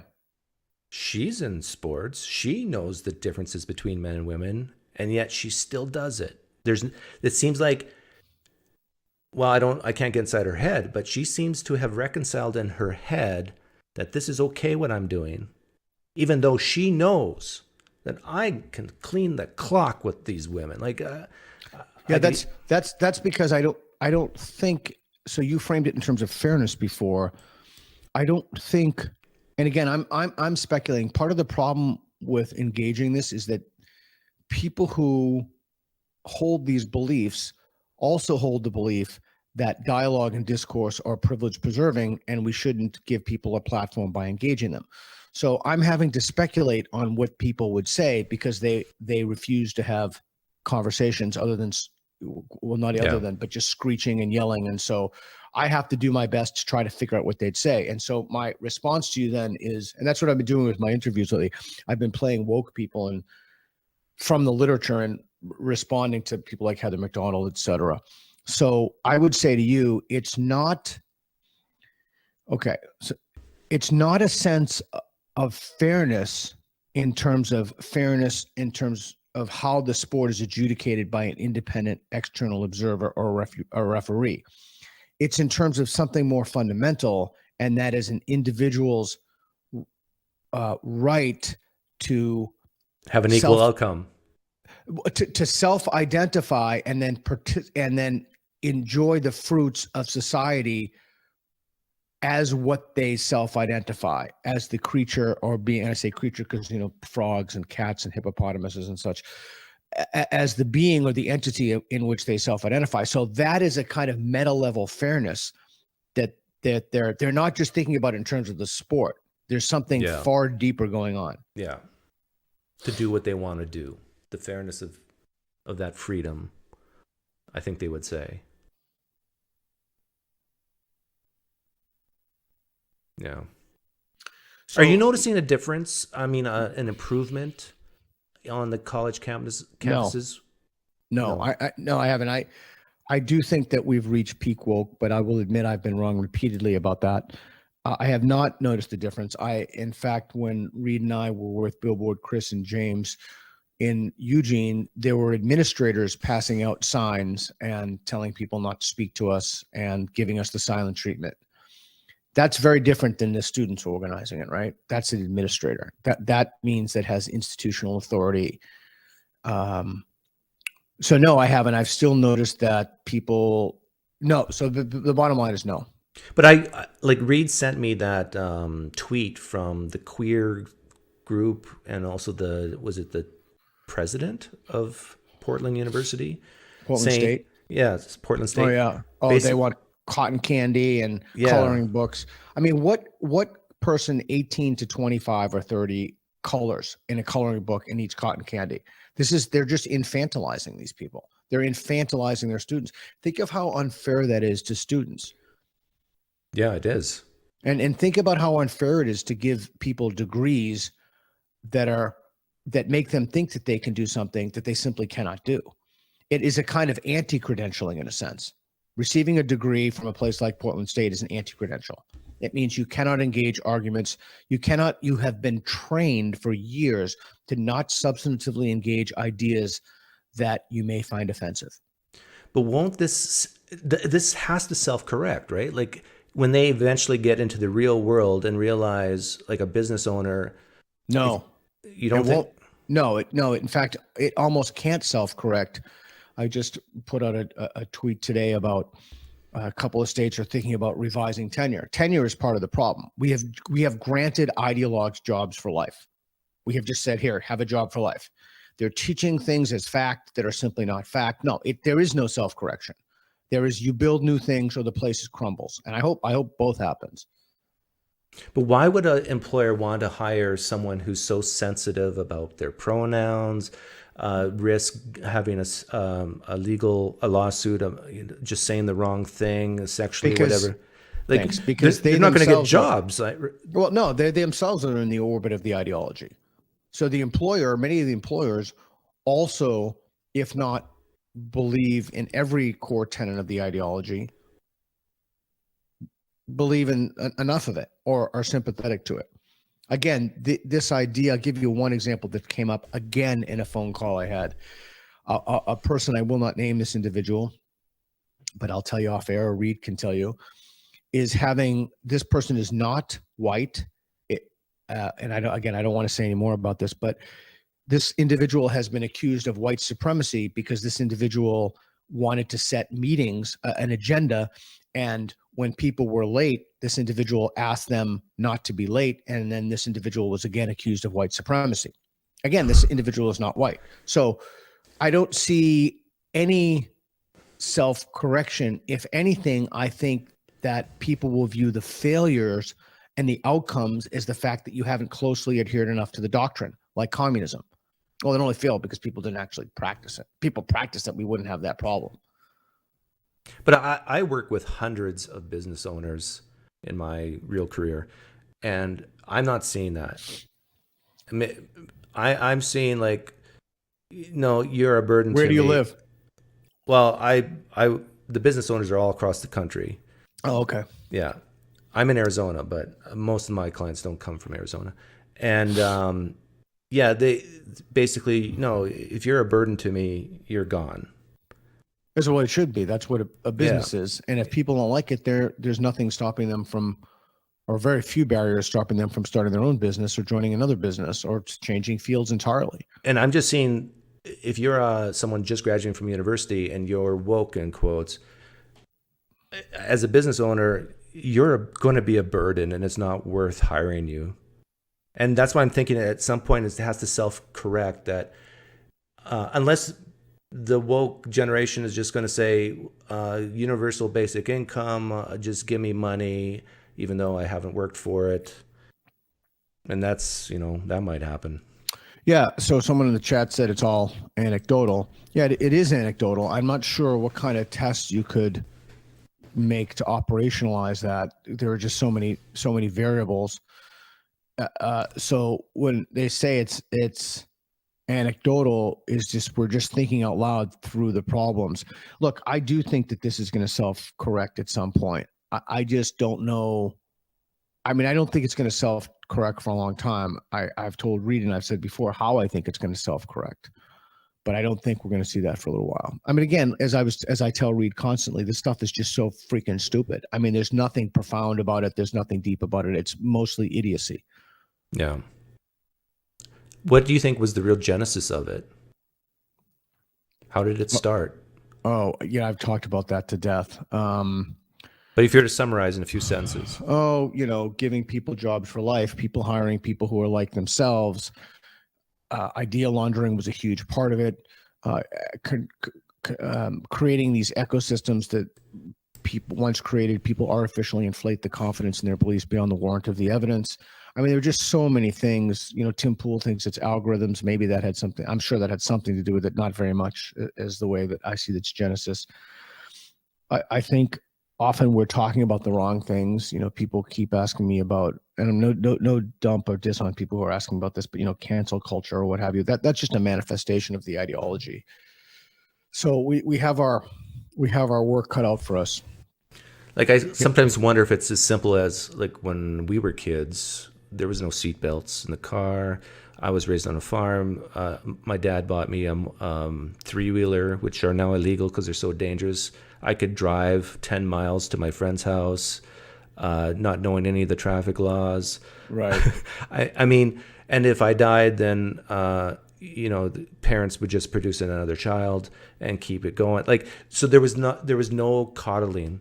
There was no. It was like. Same here, yeah. Yeah. We would go out, we would walk it late at night. It was just a different world. But I don't think, in the coddling of the American mind, Haidt and Lukianoff and Haidt talk about that. I think that what we really need to focus on the conversation now, not necessarily in this conversation, but the broader conversation is, look, it's no point in talking about how idiotic this stuff is. Clearly it's idiotic, and clearly it's divisive, and clearly it's hurting people. There's no point to talk about it anymore. Everybody, if you don't know it, then there's nothing at this point. There's literally nothing anybody could say to convince you of it, unless you've been in some kind of an isolation chamber for the last 10 years. The only thing that we should be talking about and focusing on the conversation is what to do about it. And so, that's one of the things I do at my nonprofit, National Progress Alliance. So that's one thing. The other thing is people often ask, oh, what can I do? What can I do? I always say the first thing, I used to say the first thing, like, just show up to meetings, because almost if you look at Benjamin Boyce's or others' videos, like, there's just almost nobody at these meetings. They're just like 10 woke people or 8 woke people, and they're taking over the agenda. But I now tell them something different. And this is a project that I'm going to be working on soon, is you have to educate. You have to basically educate yourself. You have to understand the rudiments of the ideology. And the most important thing there is, if you're going to fix this, you have to understand what you're trying to fix and the cause of the problem. And I'm now absolutely convinced that the most important thing to do is to figure out what people mean when they use certain words. Because I think that's how people have been bamboozled. But if they won't even talk to you. Like, you can't even ask that question if they think you are this transphobe, racist. Correct. Yeah. You don't need to. All you need to do is, when you get an email from your son's school, your daughter's school, and it says equity, it says diversity, it says inclusion, it says belonging. You need to just know what those things mean. So you have to have an understanding of what people mean by words, or if it's in public policy, if it's a corporate document. If you don't understand, then how can you fix something you don't understand? Yeah. It doesn't even make sense. So your first order of business, that's why we release the woke in plain language. It's around 60 seconds where I define common woke words. And then, James Lindsay has taken tremendous pains to to give the theoretical literature, the background for where this comes from in the grievance studies scholarship or the critical social justice scholarship. And then once you understand the words, then you can start going to books and podcasts, etc. But the conversation of you and me and everybody else talking about how idiotic this is, I think that's been played. I think the only thing to do now is to fight back. Yeah, like I talked to a president and owner of a huge private university in California, and their sales are booming. I think the market method might take care of this capitalism. Like there's at least 50% of the country who I think are aligned more with us than, let's say, them, and who would not send their kids to a public university or not a woke university anyhow. They just won't. They'll go to a private, more benign, or down the middle, or even conservative. It's if you get sick of my martial arts analogies, I'll stop it. But it's kind of like putting your kid in, as Matt Thornton says in his book, The Gift of Violence, it just came out. It's like putting your kid in a fake martial art, a fantasy-based martial art. Every time I see that, I have to say, I always complain to Reed, and I hang out constantly.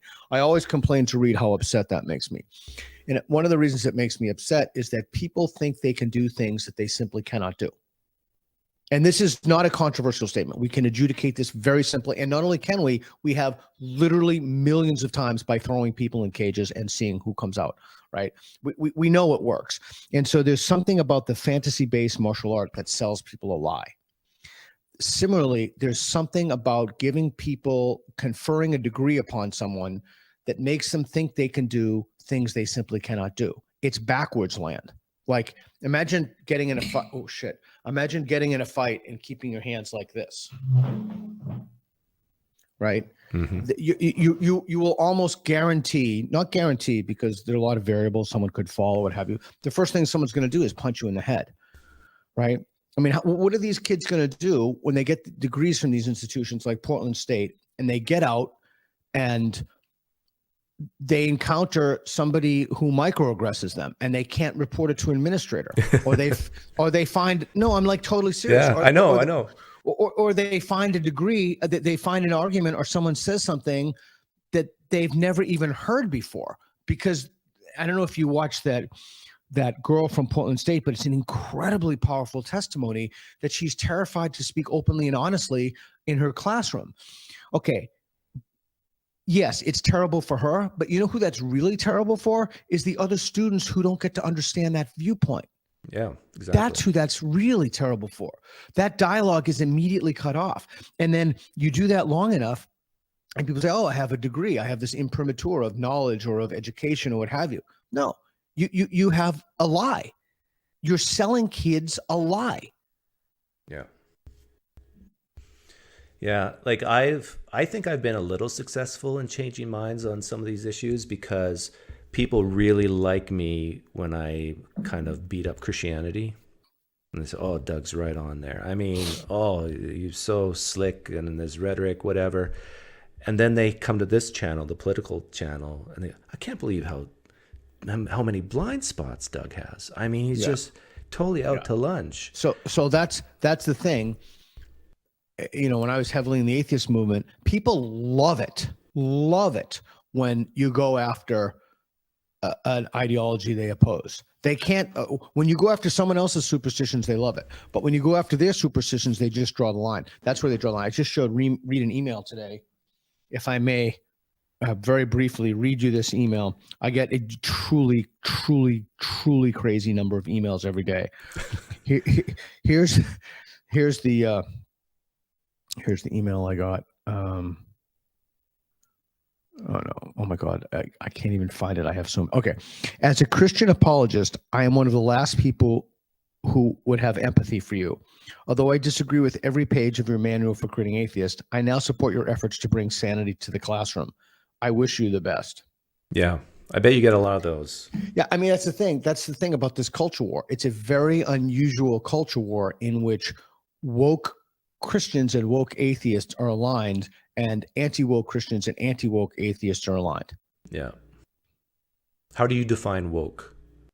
I define it as something I hear and it makes me throw up in my mouth. I'll take that. I'll take that. Good enough. Close enough. Yeah. Close enough. I'll accept that. Yeah. So no, I mean, it's a and I guess what's just so, I don't know, painful. It's just so discouraging. It's just so disheartening that this is just all so stupid. Like, it's not anything. You know. I mean, it's just so idiotic. Like, what is a woman is so idiotic.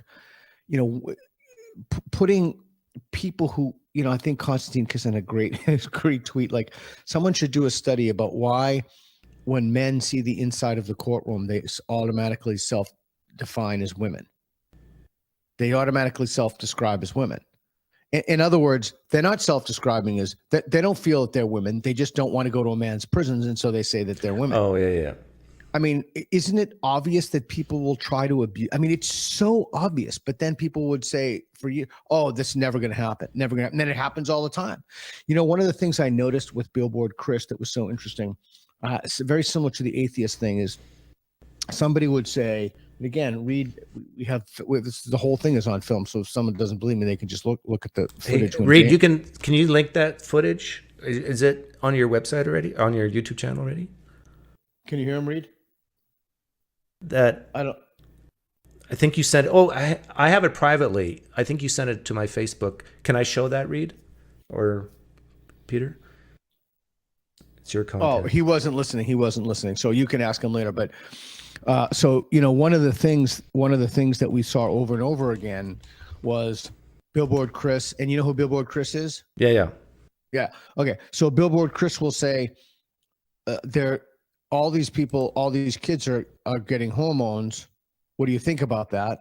And then they'll say nobody's getting hormones. That's a total lie.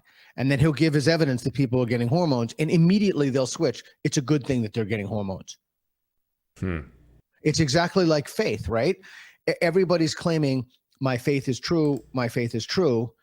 You dismantle any argument for how it could be true, and they immediately switch to the benefit argument. Well, my faith is beneficial, without any acknowledgement that the faith is not true. Yeah. That's the other thing. There's nothing about this that is either particularly interesting or particularly new. It's the same tools of analysis that are used independent of content. It's just scientific skepticism. There's nothing particularly unique about it. I mean, admittedly, this is a far more deranged and less benevolent ideology, but there's nothing unique about applying the tools to the content. How much do you think parenting plays a part in this? Like, my kids are not. What sense? Like, my kids are pretty normal. They can see through a lot of this stuff. I taught them at a very young age what to look for. They think very critically. They will argue with me on things, but they don't buy a lot of the bullshit. And how old are your kids? I prefer not to say, but I prefer not to say their exact age. One is a late teen and one is early 20s. Okay, so your kids are a little bit older than mine, but like, do they side more with you on these things or more with? Well, remember, you live in Arizona, right? So that's not exactly a woke capital. I live in one of the most woke places outside San Francisco in the world. So they've heard it from me more than enough time. They've heard the arguments. I don't know, in a sense, I've been a prophylactic against their insanity in spite of the system. Yeah. Yeah, and this is why when we were playing golf, you disagreed with me when I said that, I forget exactly how I put it, but I think not all woke people are liberal, but conservatives basically by far are anti-woke. Like, I don't know the exact numbers. Like, Yeah, what's going on there? Yeah, so I think one of the things that I took issue with is the use of the word liberal. That's how I should use leftist instead, right? Yeah, use leftist or use anti-liberal, because that's actually what it is. Yeah, anti-liberal is probably a more accurate descriptor. I mean, the people shouting down when we go places who don't want us to do street epistemology, the people who came from the top of the rooftop in that video, I think you talked about that video, those people, they are not liberals.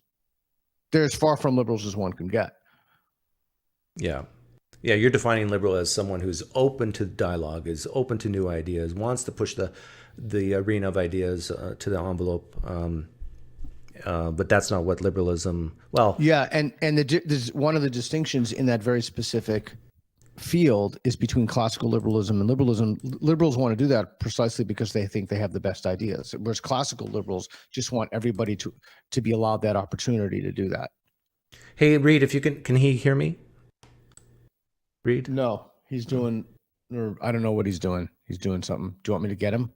Yeah, I want that video of you with, because some of you people listening. Wants the video of you with the billboard guy, Billboard Chris, and Peter asking questions. It's a short clip and that me you asking sent me. questions. Short clip. There's just a bunch of them on Twitter. There's a bunch of them on Twitter. He said, but he'll send him some of you. Yeah, send him some. And you know, when we were in Eugene, and Billboard Chris said something like, "Do you think that children as young as 10 can consent to never having an orgasm ever in their whole lives?" And this woman, a trans man who looked exactly like a woman, said, "What do you want me to say to that?" And my response to her, I said, "The truth. Like, just say what's true. Don't say what's politically expedient or what you think you have to say." Right. And that's the other thing that wokeness does, is it puts a filter, it places a filter between you and yourself. It's a kind of additional extra labor, intellectual and cognitive labor that you have to do to arrive at the right conclusions, or to at least profess loyalty to the right conclusions. Yeah, I want to play that clip. It's 8 minutes long, though. Maybe we'll just wrap it up here and then. Cool. Yeah, I'm gonna get back to work too. I gotta answer 50 million emails, and then I'll play it when you leave, and people can watch it. Yeah. So you got your own channel, Peter Boghossian. Yeah, and I also want, if you could link Mike Nana's documentary, I'd appreciate it. At least the first episode of the documentary, because it definitely plays on a lot of the things we're talking about.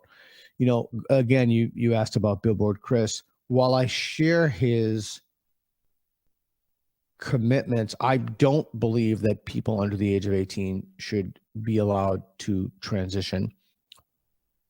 I don't believe that, but I believe that maybe there's no but there, and I believe that the best way to figure that out is to allow people to speak openly and honestly and communicate freely.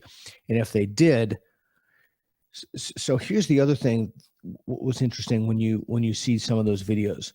So the billboard that Billboard Chris has, it's a very funny name, Billboard Chris. It's funny. There's only one Billboard Chris where there's millions and millions of Chris's.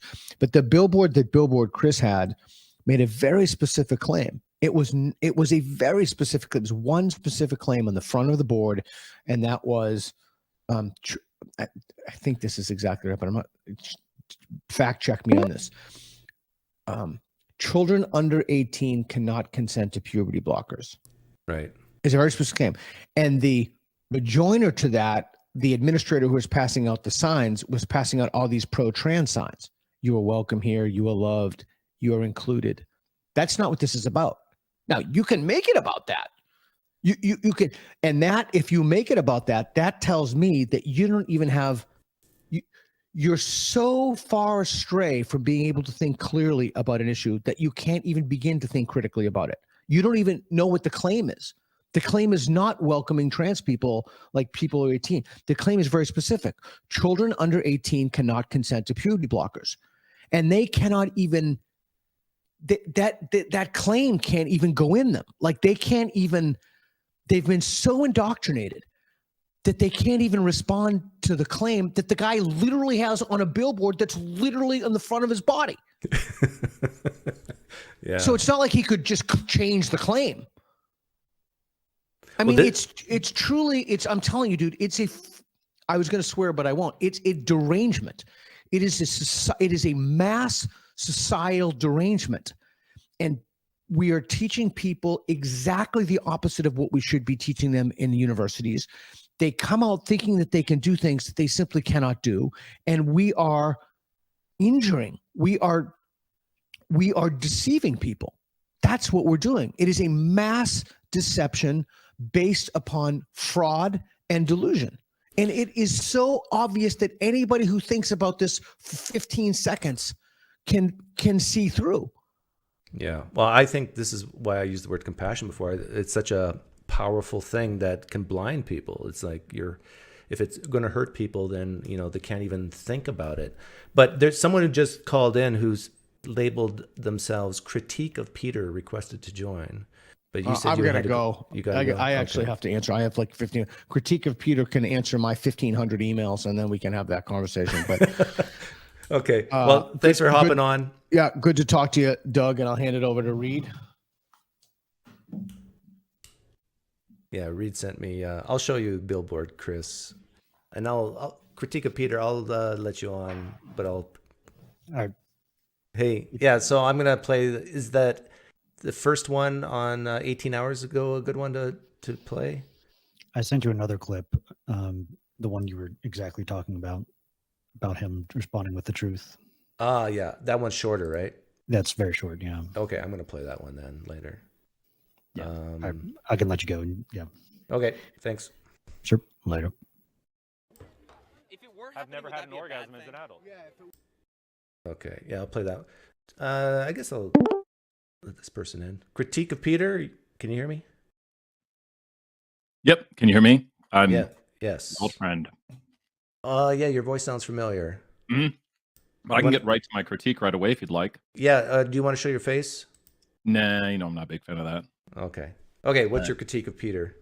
Well, he said there's a billboard or a person with a billboard sign that says children under 18 cannot consent to puberty blockers, right? We need to teach people how to engage with these ideas and tell people why they disagree. So, I mean, first off, can someone who is 1 day shy of their 18th birthday consent to puberty blockers? Yeah, this is like a slippery slope type of argument. Well, go ahead. Yeah, I understand. I've heard this argument many times before. You can apply this to anything like guns, voting. But at some point, you got to put a line in the sand and just make a choice.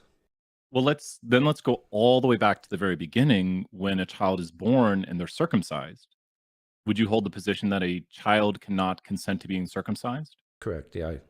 I kind of do too, actually. That is actually my position. Well, I mean, that's just a no-brainer, right? Parents are the ones society that disagrees with us on this.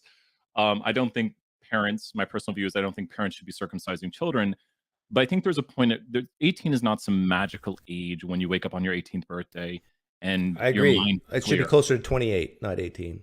when the mind is fully developed. But you haven't really given a critique of Peter yet. Yeah, well, my critique is, what would you like me to specifically critique? Because I feel like this is a critique. You can critique whatever you want, what Peter said here today.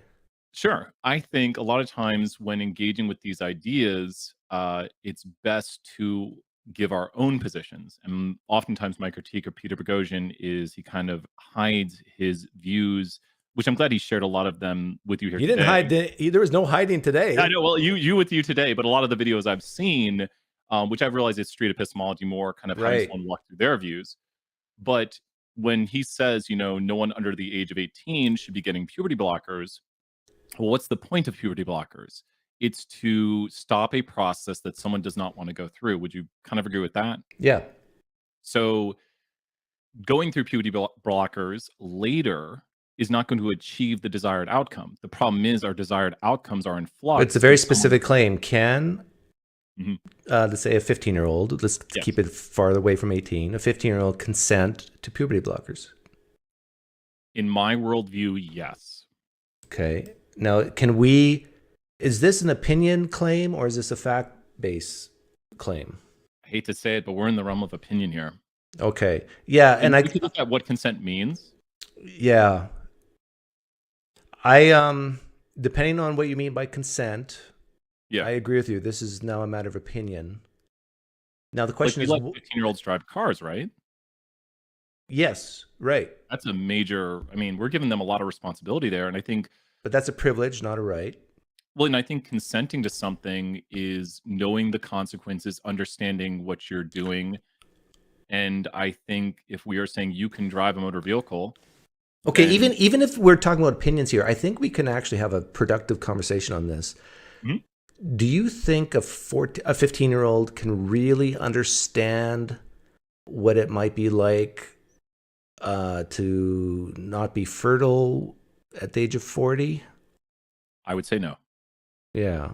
Do you think a 15-year-old can really understand some of the side effects that they haven't experienced yet? To some extent, yes, but mostly no. Yeah. So you're kind of aligning yourselves with the Billboard. What's his name? The Billboard guy, Bob. Yeah, because I think he would agree with you.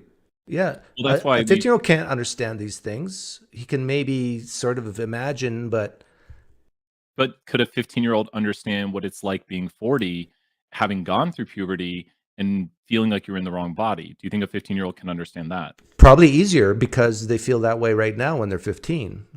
So to some extent. Yeah. Do you think a 15-year-old can truly understand what it would be like later in life, having not lived the life you wanted to live? No, because I think it goes both ways. I think there's inherent risk to a decision, and unfortunately, there has to be informed consent to a decision. And even somebody who is 20, let's say 18, let's say on 18, you're still not going to understand really well what it's like to be 40, to be infertile, and to not have had children if that's what you desire. Right. Let's look at this in terms of risk, benefits, and risks. Like, what's the risks of telling a 15-year-old, no, you can't do any transitioning chemically or surgically? I personally know of individuals who are suicidal. Personally. Okay. Suicidal or committed suicide? Suicidal. Okay. What's so bad about being suicidal? That's a if they don't commit suicide. Mm-hmm. Especially to loved ones. I know they're loved ones, and there was definitely a lot of harm and sadness for them. Sadness. Okay. Yeah. So the downside is sadness, really. Uh-huh. I'm okay with that. Sadness. Are medical you? bills? Medical bills, attempts, medical bills. Oh, okay. You're good because you're appealing to things I care about. If it comes to the point where, okay, I take that back. Do you think the medical bills for stitches for cutting themselves is going to exceed the medical bills for surgery? Oh, well, no. And I hope this is a quite harsh conversation right now. I mean, medical bills for cutting yourself wouldn't even be there can be much higher medical bills than that with things that go on, Yeah. Yeah. It all depends. And it's a really sad topic, and it's really tough.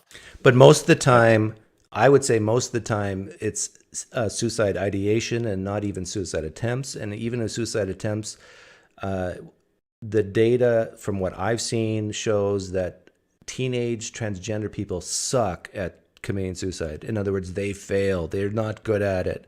They don't do it. It's a very, very tiny percentage of a very tiny percentage that actually do it.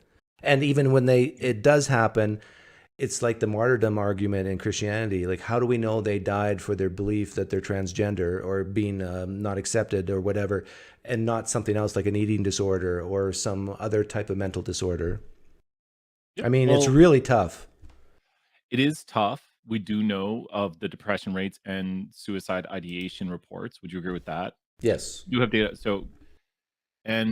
But that doesn't mean they're going to commit suicide at any high rates.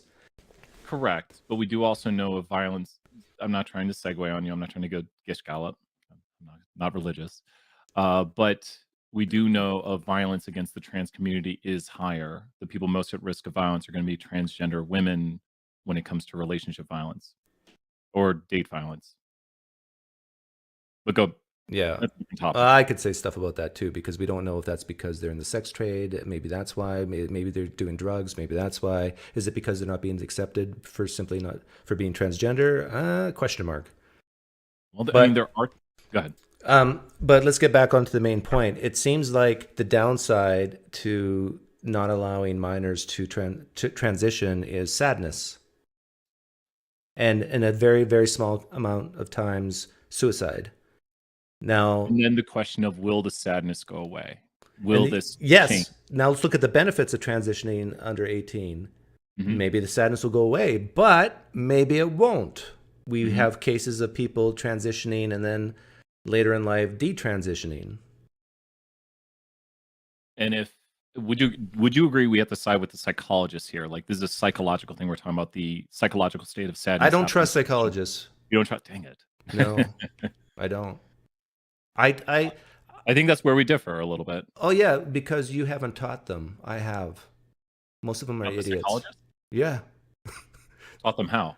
When I was when I was in grad school, I would teach courses on basic science, physical sciences, and there was nurses and psychology, like all those softer science types in my classes. Most of them are idiots. I would disagree, but the chemists, the physicists, those were the really smart people were. I've met some not. I've met people all. Hey, I'm telling you the truth. Okay, well, I'll take your word for it then. But I'll disagree. TRUF, truth. well, what other? I mean, I'd really love one day to talk to Peter Boghossian, because when it really comes down to it, I wanted to know, what does he want for the world? And I think he stated a little more clearly here today that he wants a world in which people under 18 do not have the option to transition. Would you agree with that? More fundamentally, I'm going to speak for Peter. He wants a world. He's a true liberal. He wants a world where there's an exchange of ideas freely, that people can approach this thing, what we call truth, by dialogue, by civil dialogue, by people who disagree strongly with each other coming together and figuring out things together. So I got to ask you, this is like our third time talking, right? I can't keep counting these things. Myron, how many times has this guy been on? What's your name again? I get a Myron shout out over there. What was your name last time you came on? It was a liberal, and you labeled the video like a nice liberal, or conversation with a nice liberal. Oh yeah. I said we could be friends. Okay. Yeah. So do you think you labeled Peter Boghossian a true liberal because he's open dialogue, disagreement? We could be friends. Am I a true liberal? Yeah, in the sense because you're here 3 times, and yeah, that's the requirement. But I do think that you and Peter definitely are different types of liberals. Yeah. Like, you have strong disagreements, but I actually can imagine that you and Peter could sit down and have a very civil, good conversation together. Yeah. I think he's super wrong on stuff, but he can think I'm super wrong on stuff too, and I'm not going to call him evil. But my take on you is, and again, my theory is that a lot of this is like Jonathan Haidt's theory of the righteous mind, that where you and Peter might differ is you have this more sense of compassion, that you think that you're doing something better than him in terms of helping others. I think you might be right. I've been told I'm a very empathetic person. Yeah, you're a very you're very womanish. Whereas Peter's more of a man. My classical roles, I can see what you mean by that. I do understand. I would see, and this is why I like you, because I can say stuff like that and you won't be offended. But it's, but it's partly true. Is it fair if I say I do think that is offensive to say that? I mean, I'm not offended, but I can see how someone could be. Oh, I hope people are offended by that. But why do you hope that? Because it brings me joy when people suffer. See, and this is what makes me more of a man and you more of a woman, because this conversation took an interesting turn. I guess it's like that Hitchens line. Did you ever hear Hitchens say that? It's like someone asked him, Christopher Hitchens, why do you always speak out against religion? And he says, I delight in the joys of others' sufferings. I mean, there's a Hitch line that I actually came up with. Maybe I heard it and then I restated it. I wish I could say it. It's something about I lost that one. But do you have any last questions for me? I might head off and let you take some other callers, or you might have been showing a video. Well, part of me wants to convince you that it's a bad idea for minors to transition, but you would convince me. You would change my mind. So we call Steven Crowder up and get him in here. You would change my mind if you could show me, I work off empathy, that it was in the best interest of people's psychological state, and they could get to those psychological states, i.e. still exist, by doing this pathway you're suggesting. Well, I'm not even suggesting that they can't transition. And I don't think Peter is either. We're saying wait a little bit. Yeah, and I would agree with you if it was shown to me, the data was shown to me that showed people who wait, make the decision later, are happier. Like, you could just look at it as a net sum. Like, that's a horrible metric, right? Happiness. Well, but I mean, what's your metric though? For what? What would convince you to let people transition earlier? What would convince me to transition people? No. What would convince you to be in favor of people taking puberty blockers prior to 18? If 51% of people actually died if they didn't. I mean, look at the base population. I think if we see rates beyond, like, if we had really good data on suicide, if we had data suggesting like 1 in 10,000 people of the general public, but in this subset, I'm talking about the transgender people. 51% of them died pre-age 18. Like, if because they're so sad that they just, like, if it's a difference between being infertile and death, okay, infertile. But I'm wondering, so you're telling me if, let's say 49%, let's say we had great data. Oh, don't do this to me. This is like the 18-year-old thing. I mean, this is the way I work. I'm like, is it? So it sounds. Let me put it this way: if a large percentage of transgenders died pre-18 because they didn't get the transition done pre-18. Okay. Well, I would say that data is not even close to being there. Well, I'll have to look for more. Suicide, being sad doesn't count. This is another thing. I think people from your side have to get really clear in their head that for people like me, being sad doesn't matter that much. I really, mental health is a major important thing to me. Being sad does not matter that much to me because there's so many people in this world who are sad for so many different reasons. And what matters to me is to get stronger because the world's always going to be hard.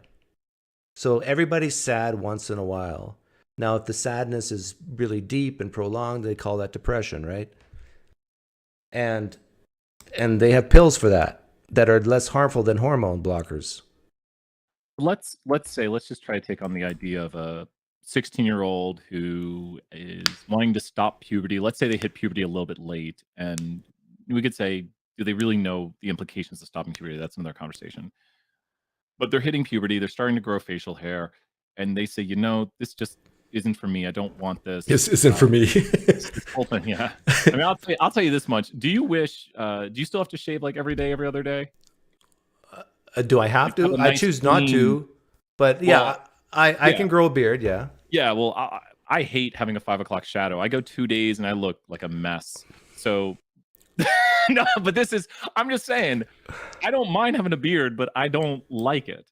So, but that does not put me in. Doctor, give me hormone blockers so I don't have to have 5 o'clock that's shadow. not what I'm implying here. Okay, go ahead. What I'm saying is maybe they are thinking about what they want in their life.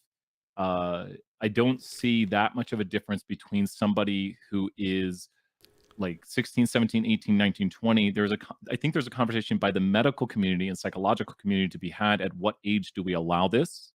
Right. But I think if we just go from 18 to 17, I would think it's okay for 17-year-olds. I think they're mature enough. I think they understand the consequences at least enough, close enough to an 18-year-old. How old are you?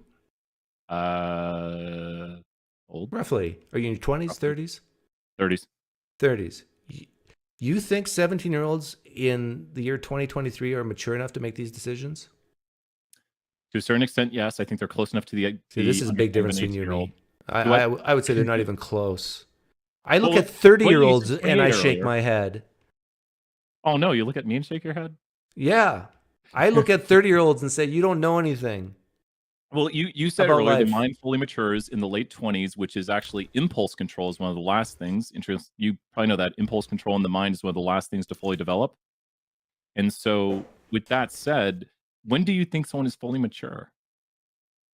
Well, I said many times that I think the science has shown that the prefrontal cortex stops developing at around age 28. Now, but you asked about maturity. For everybody, that's different. I think the people who grew up in the 70s, like were born in the late 60s, early 70s, they matured faster than people today. Were you born in the late 60s, early 70s? Yes. Okay, go ahead. And I think even going generations back, they matured sooner. I was born in the early 90s. This is like the coddling of the mind. Like, when you are faced with adversity, you mature quicker. And when you're coddled and you're given everything, I mean, like some parents don't think it's wrong. They think it's wrong for their kids to do any type of work. This is nuts to me. I worked at a grocery store early on. Good for you. And that's probably why you're willing to have this conversation with me. That's probably part of it. Yeah. Well, the only time I ever got ridden up at work, it was 4th of July, and I was sitting in a grocery cart, and someone was pushing me around the store. I was probably like 15 years old. Ooh, they said, come here. And I went in, and they said, you're getting ridden up. And I said, what? They said, you can't be driven around a grocery store in a grocery cart if you work here. It was fun. I mean, you're 15. What are you going to do? Yeah. I appreciate your time, Pine Creek, and I'll let you get to. And people just need to be willing to have the conversations. Exactly. So tell all your leftist friends to be more like you and engage with people who. I'm trying to get you to hate me. I'm trying to get you to be like. I hate very few people, and I love very few people. This is part of the problem. That these emotions of hate and love, compassion, they warp your brain.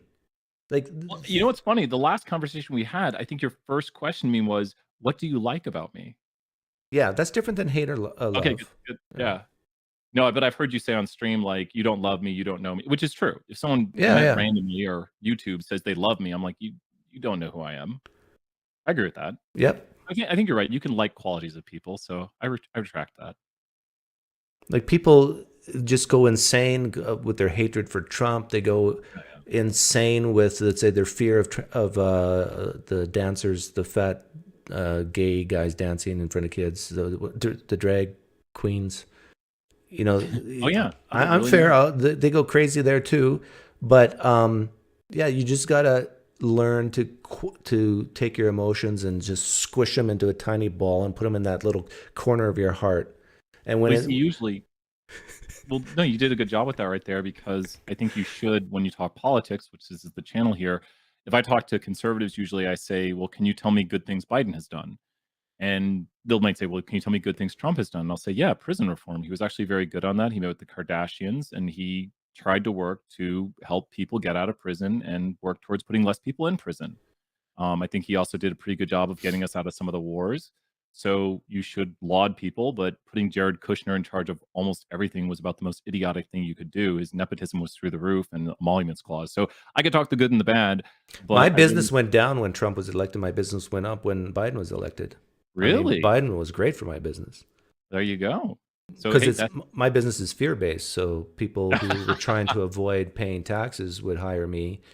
Yeah, and so as soon as Biden was elected, I mean, whew, the job. Yeah, so keep Biden in office, right? Well, yeah, like get some sticks, wooden sticks, and just prop it up like from his back of his legs up to his, so he can keep standing. And like Weekend at Bernie's, like maybe hook up some strings to have his mouth go up and down. Man, he's getting worse and worse, though. I don't know how much longer he'll go. Hang on. I think at the start of his presidency, I disagreed. I am seeing it more now, and I think if you even look at a lot of our senators and House representatives, I'm trying to think of the lady who's really bad off right now, and it's really sad. But and it's not ageist. You know, Bernie. You got to admit, Bernie's still sharp, right? Oh yeah, Bernie is sharp as a tack. Bernie's sharp as a tack. And that's what we care about. It's not an age thing. You can be sharp, not sharp. People go through Alzheimer's at 50s, 40s, even 30s. You know what Biden needs? What's Biden need? Cocaine. Oh God, no. And if it doesn't kill him, No. I tell you, it'll help him be sharper. No, You don't think so? You know, Trump is allegedly was doing, what is it that he was doing? It was seen in his drawers in some of the pictures. He was doing some sort of cold medicine or something. You know about that? No. I promise it's not conspiracy theorist, but he Like what do you call that drug? yeah. Trump was pumping himself up. Like a histamine drug? Yeah, something like that. He was giving himself some someone might know in the chat, but Amphetamines. yeah, something that was giving him a lot of energy. And you would see some of his speeches, you'd be like, now we're going to go to his downer Trump is so bad. But I hate to say it as a liberal, I do think Trump is a little sharper than Biden at this point. Bernie's way sharper than both of them, and Hillary is a horrible candidate. Please let us know. You know who'd be a great presidential team? Who? If Peter Boghossian ran for president and I became his vice president. I can't be president because I was born in Canada. But can you imagine that ticket? We got like someone who leans right, someone who leans left, working together. Peter, are you still listening? This is great. We should do this. Well, one of these days, I hope to talk to Peter. It'd be an interesting conversation. And we do the problem. Here's the problem.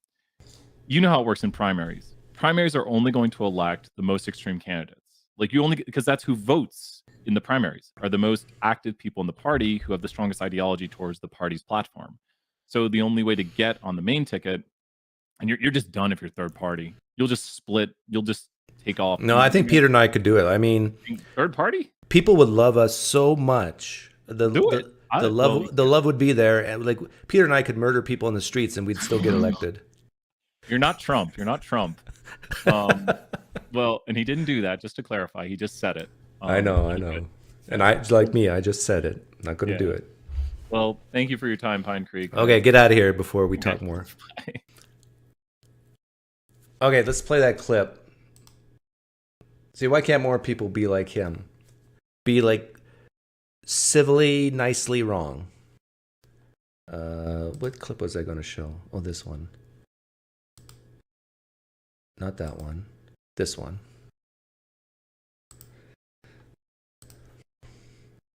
Like, if you're going to be wrong, you got to be wrong in a nice way like him.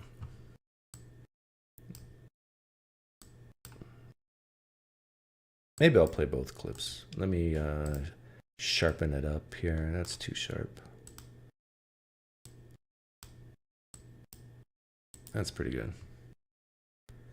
Pump up the volume. I can show you a video right now from the president of WPATH, where he talks about all the boys who were given puberty blockers at Tanner stage 2 if it were have never had an orgasm as an adult. Yeah, if it were happening, would that be bad? That entirely depends on the context in which it's happening. You think a 10-year-old can consent to throwing away adult sexual function? Like, what do you want me to say to that? The truth? The truth. It depends on the 10-year-old. It depends on the 10-year-old? Depends on the person. Not everybody wants sex, dude. You guys, I can show you a video right now from the president of WPATH. Yeah. Well, these are actually opinion questions. Like, what do you want me to say to that? She said. Well, I just want your opinion. Let's see this one here.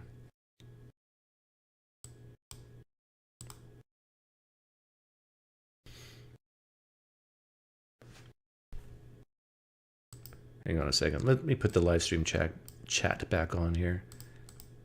Thanks for hanging out with me. Let's do that. So, natural born citizen for VP as well? Oh, man. Okay, I want to be the honorable senator from Arizona. There we go. Hey, Digital Gnosis is here. You missed Peter Boghossian. Your favorite guy was here. You just missed him.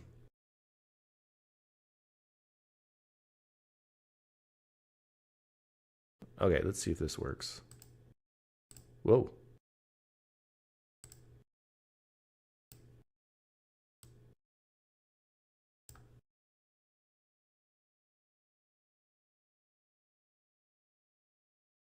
I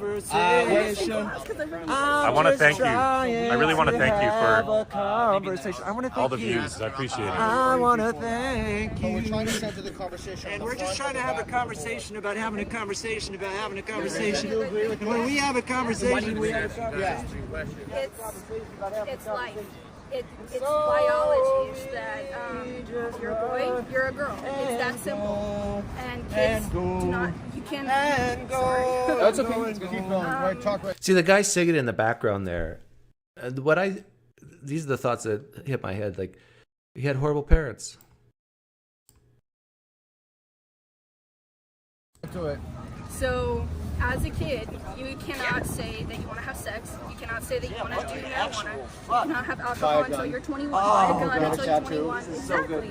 You can't do a lot of things until you're of age and until your brain is functioning properly. Or at a higher level, or however you say that. So, because of... By the way, and I would say the same thing. Like, there was that Christian apologist named Cliff Kneckley, would come to the University of Arizona and be like Peter and ask questions, say things, and then ask questions about the certain claims. And there'd be people like this goofball make a noise. And I would, as a Christian at the time, I would think the same thing. What a goofball.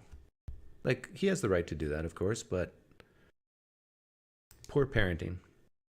That means that kids cannot consent to this either. It's that simple. You can believe whatever you want. It doesn't. About this, because I would love to hear. And your major is biology and Russian. Yeah. So biology, but you can't have an opinion on biology at your college campus. I mean, are you close to I'm first year. this against free speech conversations? It's. Were you aware of that? I figured that any university that I would have chosen would be like this. I chose the Portland State because of the commute, because it's the closest one to my house.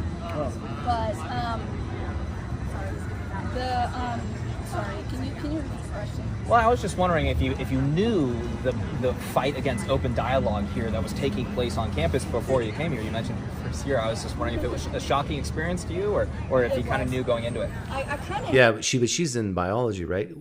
Anytime a student's in STEM, things are different. You're not talking to a normal student anymore. I mean, you are talking to a normal student, and all the other students are abnormal. As soon as the STEM students, they get it. But the soft science types, the liberal art types, a lot of them are just, it's so feelings based. I knew going into it that I had to be quiet about what I believe, but I also knew that, well, in our university classes, it teaches that you need to be pro-change and to change whatever you don't agree with. But they encourage you to change only what they don't agree with. So, for example, gender ideology, they want you to go pro-gender ideology and to change and transgender and all of this stuff. I don't agree, so because I don't agree, I try and not talk about it because, again, I know that my teacher will not approve of it, you know? See, she feels that she has to be quiet because she disagrees. That's the problem. No, don't be quiet, be louder. In a civil way.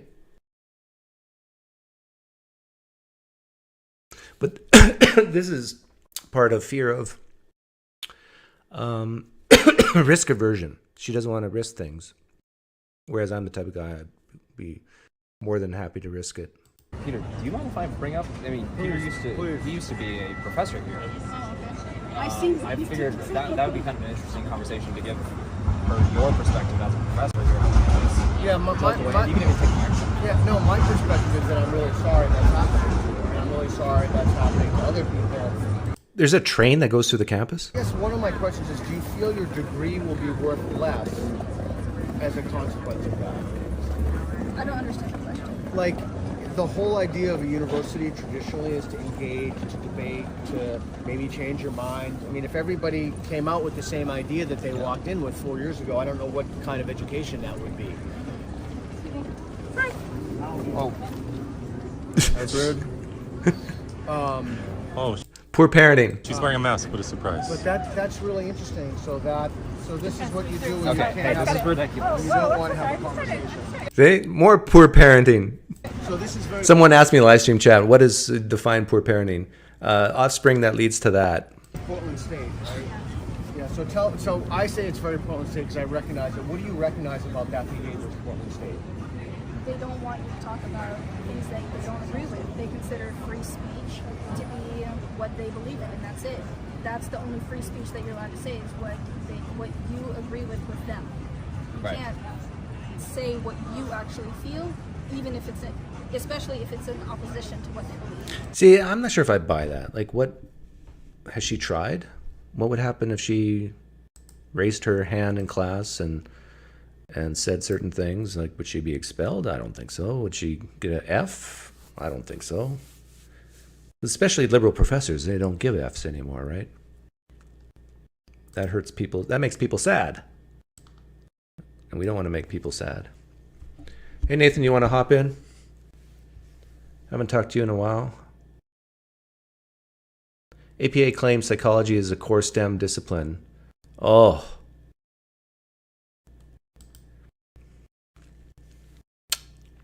Okay, APA. Whatever you say. Whatever you say. I think you would be more effective at this than Peter Boghossian is, Doug. What? I think you're saying I'd be more effective than Peter? How would you deal with the same situation? What, with people cutting in? I would yell out, "Too bad you didn't have a father." Oh.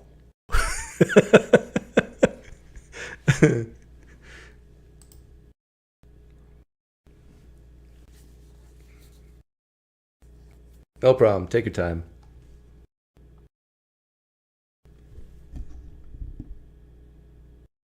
Someone cut me off at 3 hours, though. We can't go 5 hours. Where are we at? 2.5.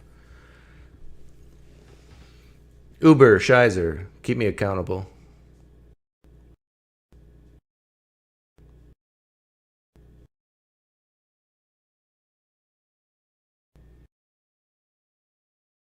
They act all shocked that there is progressive protest against bigotry.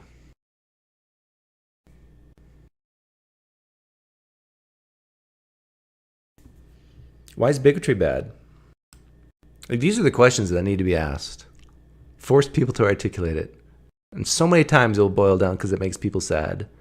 Sometimes they'll say things like, well, it will kill people. Okay, now I'm listening. What are my thoughts on feminism? I don't have a lot of thoughts on feminism. I mean, it's sort of like I can have very good thoughts and I can also have very bad thoughts. It depends how you define it, right?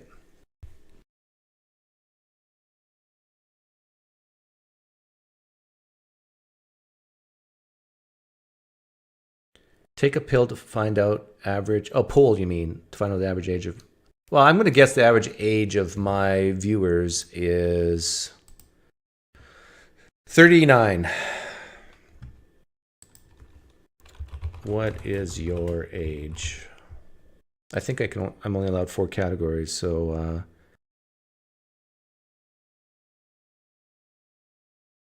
50. I'm going to start at the top. 50 plus.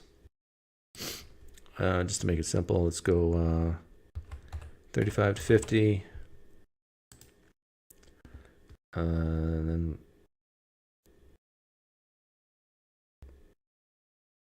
20 to 35. And there's going to be nobody here under 20. I'd be shocked. I'd be shocked. So I'm guessing the category 35 to 50 is going to win.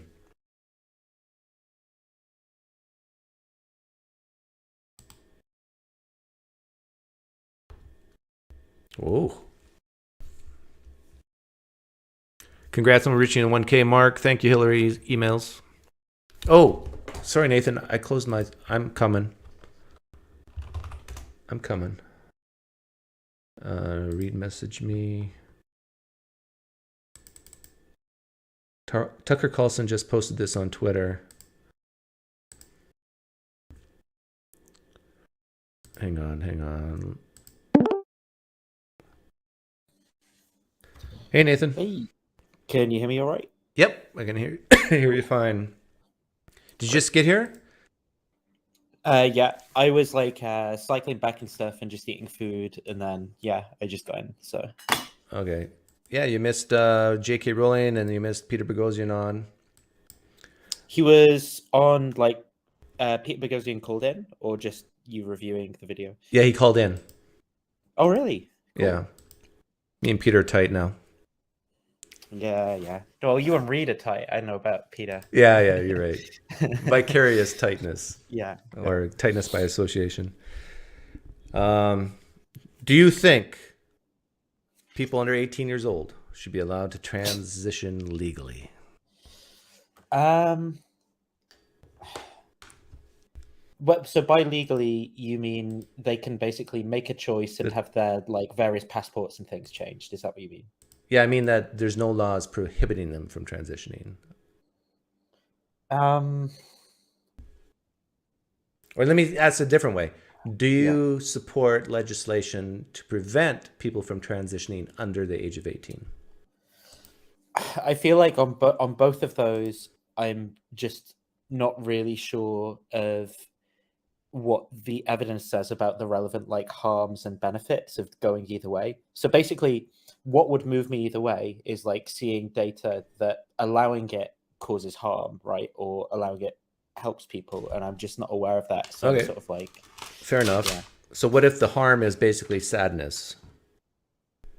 If the harm is sadness, then I would be against the legislation that prohibited okay people. Interesting. See, this is where we're different. I'm okay with sadness. Well, it depends on the set. Like, so you know, if the sadness is like a lot of like self-harm, people killing themselves, then I'm not saying that. Yeah. What if it's sadness but no suicide attempts? Yeah, then I'm probably gonna be. Well, I don't know that I'd then be in favor of legislation that was like prohibiting it. But I don't know that I'd care as much. Like, I'd just be like, yeah, whatever. Like, it'd be like people trying to pass laws about like toy trains or something. I just wouldn't care. Like,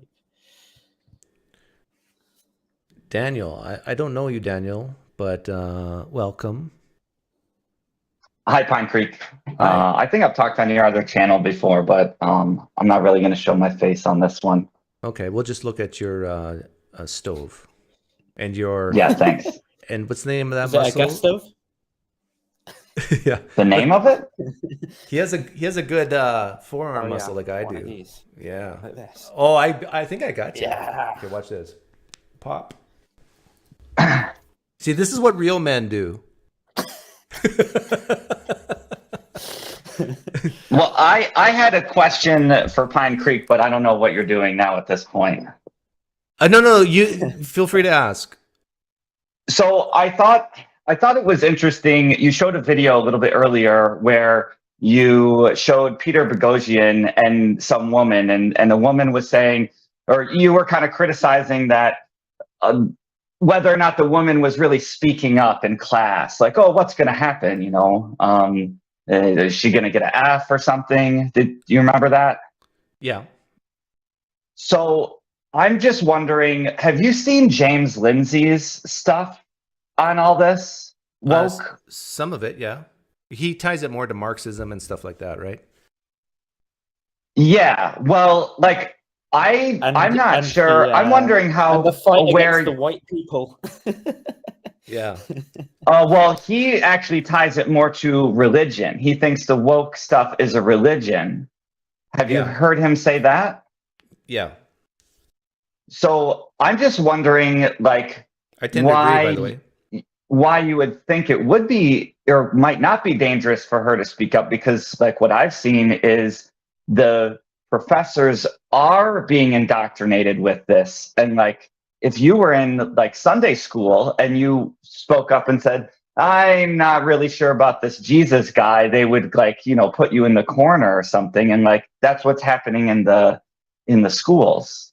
Yeah, it might be dangerous as far as she might get kicked out of the school, but Like, I wish I was born a little later. I would love to be in the university system right in these times. I would cause so much trouble through my calmness and civil dialogue. And I would have my smartphone recording it all. I mean, it would be a blast. To you think it's worth losing your degree or getting kicked out of the school? I could get a degree from any university. I was a smart guy. Okay. Universities wanted me. I didn't have to pay for any of my tuition. Sure. Okay. So another question is about, you're saying people that are disruptive or something, that it's bad parenting. Yeah. Right. I'm being a little, what do you call it? Facetious there, but. Okay. I'm being honest too. Because do you ever think that that these people are being taught to do this in the schools? You mean like in elementary school, they're taught to ride their bikes in between people? Oh yeah. Everything from elementary school all the way up through high school, because they're all taught to be social justice warriors as part of life. I don't buy that they're being taught to drive bicycles in front of people and interrupt. You don't buy that? You think that's happening? Oh yeah. Well, I mean, it's because I'm sure there may be one case, but okay. I get this. Are you? I'm getting a sense from you. You want me to be more like James Lindsay, or more passionate about this? I mean, I want you to be yourself, but I'm not sure. Like, you dove deep enough into it to understand. I don't have the grok. Yeah, sure. What's grok? That must be a Is that a Mennonite thing? No. Peter Boghossian brought up that term. Could you expand a bit when you say far enough into it, Daniel? Like, how far along with James would you say you are? Watch all of James Lindsay's stuff. So, like, all his stuff on sovereign nations, with sovereign nations, that stuff? Or just on the woke stuff? On the woke stuff. That is the stuff. That is the stuff on the woke stuff. Oh, it is? Okay. With sovereign nations. Yeah. So, like, the Hegelian... Well, then, sure, dialectic. Yeah. So you buy into, like, the Hegelian stuff? Like, he goes more into the history of it, right? Like, and that doesn't interest me as much. Well, according to him, you cannot understand very well why what's happening is happening unless you understand what's going on underneath. It's the same thing with religion. If you're talking to a religious person and you're trying to understand why they are the way they are, you have to really go deep. Maybe it's like, some kind of Holy Spirit thing, or, I feel like a lot of people, what James showed me is that a lot of people are just looking at the surface stuff, and they're not understanding because they don't go deep enough to what's going on underneath. Daniel? Could you like flesh that out in terms of like a sort of claim that you're committed to or something? Like what is it that you think is going on underneath? A claim. Okay, if we're going to do like street epistemology, that it's, I want to say dogmatic. I want to say that it's as dogmatic as a church. So it kind of sounded to me like you were saying, though, that rather than you making the claim that people who maybe politically disagree with you are dogmatic, it sounded like you were saying that there's some almost like deeper causes at play here or something. Maybe almost, like the way you were talking about it, it sounded almost like it was spiritual or nefarious or something like that. It is spirit. Yeah, there's a claim that it's actually a spiritual claim is what the woke is making. Okay, what is that claim? Saying, yeah. Hang on, what's the spiritual claim the woke's making?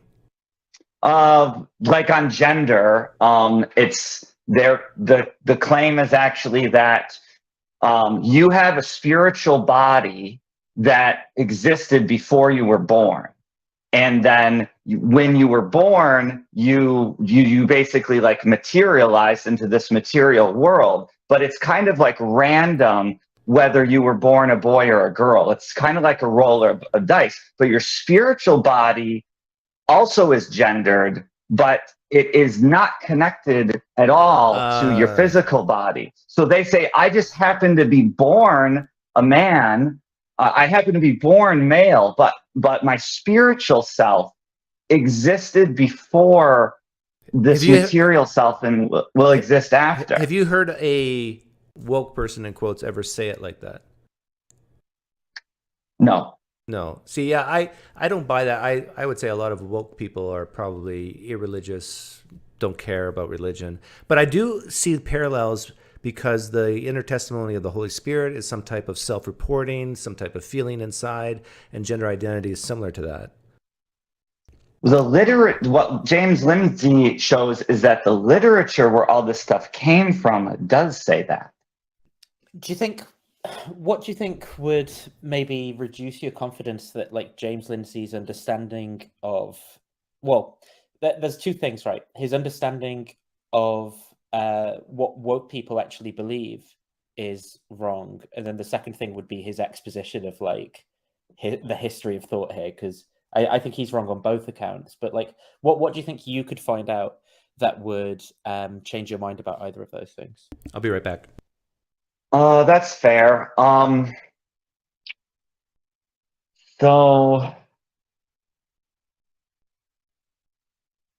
this probably won't be my best answer, but just as far as off the cuff, what comes to mind is something like the problem with James.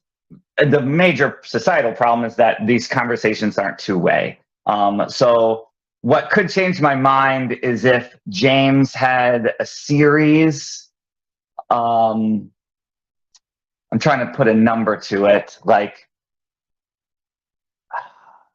the larger the number, the better the statistics. But let's just say hit a series of a large number of conversations with people who were on the progressive side of the transgender argument, and he were to directly ask them the point about does this actually have does this have a spiritual underpinning, but are you saying, he would have to ask them, are you saying that your gender body is different than your physical body, like completely?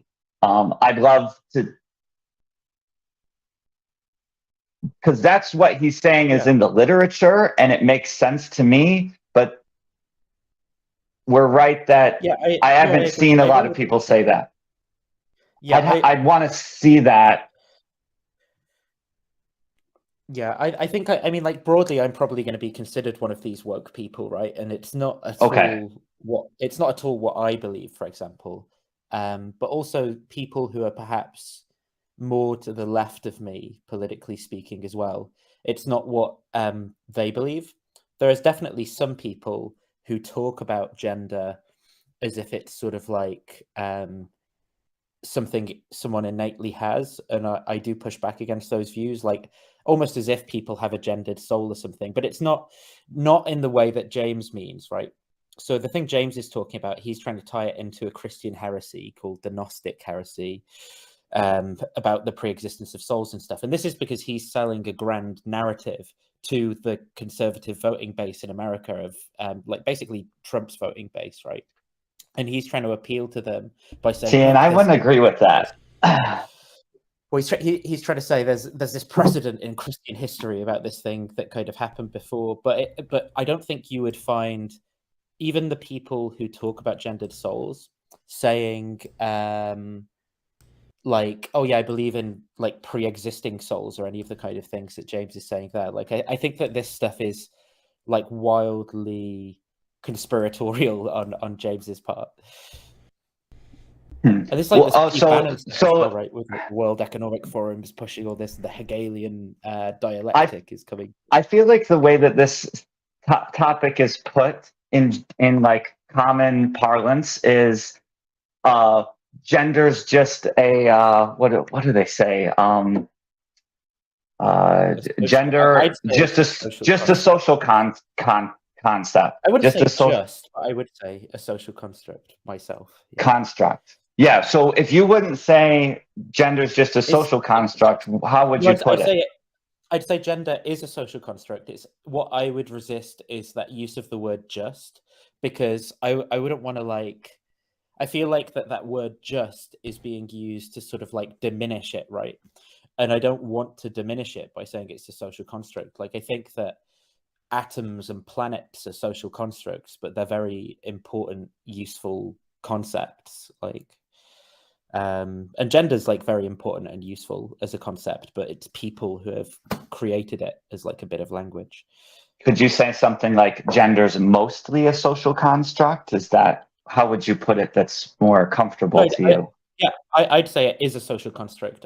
The only bit I would push back against is that use of I wouldn't say gender is just a social construct, like as if that just is like, you know, like reducing it from something special to like something less special.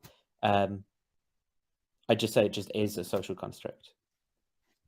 Okay, so that's where I think the gendered soul thing gets snuck in a non-religious way.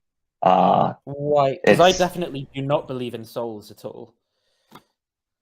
Daniel, the real issue here, I think, is like laws, right? What society is going to allow to happen, what it won't happen. Like, if people want to think they have some type of gender soul and a physical body, who cares? You can question them on that, but I think the reason I would say it matters, and I have one more thing to say, and I should go, but because, for example, the Catholic Church used to run the laws, and their laws were not based on anything reasonable, but it's dogmatic. It's like, if you don't believe in the woo-woo, like, you will throw you in jail.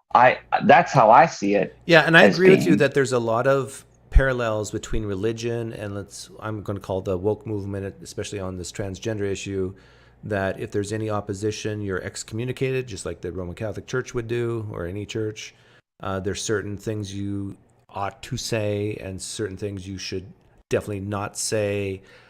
So there's kind of like a rule book, and there's punishments for those who break the rules and rewards for those who stay in it. It's very well, and then there's the tax. I recently had some friends that, I mean, I consider myself pretty centrist, and I had some friends that we were talking about dating, and I said something about how well, most guys, when they're thinking about dating, most guys are they're looking for a feminine woman. And I was on social media, and I got like mobbed and called a misogynist for saying that, which I thought was a very normal thing. What did you say when they called you a misogynist? What did you say? When I said most men in dating are looking for a feminine woman. Okay, well, that's an opinion claim, unless you had facts to prove it. But either way, they called you a misogynist for saying that. Did you feel any negativity within your soul when people called you a misogynist? Negativity within me? Yeah, like what's so bad about someone calling you a misogynist? Like, did it bother you when strangers on the internet? It's like calling someone a racist. It's a bad look. Yeah, and I'm trying to promote the idea that when it comes to strangers on the internet, no, they were friends, but they were friends. Okay, they're acquaintances. That's a little more serious. Yeah, but still, and I'm like, if you go throughout your whole life and not one person calls you a bad term, you're probably doing something wrong. You're probably not expressing your beliefs. You're probably playing it too safe. Like Nathan here is a racist. Everybody knows that. And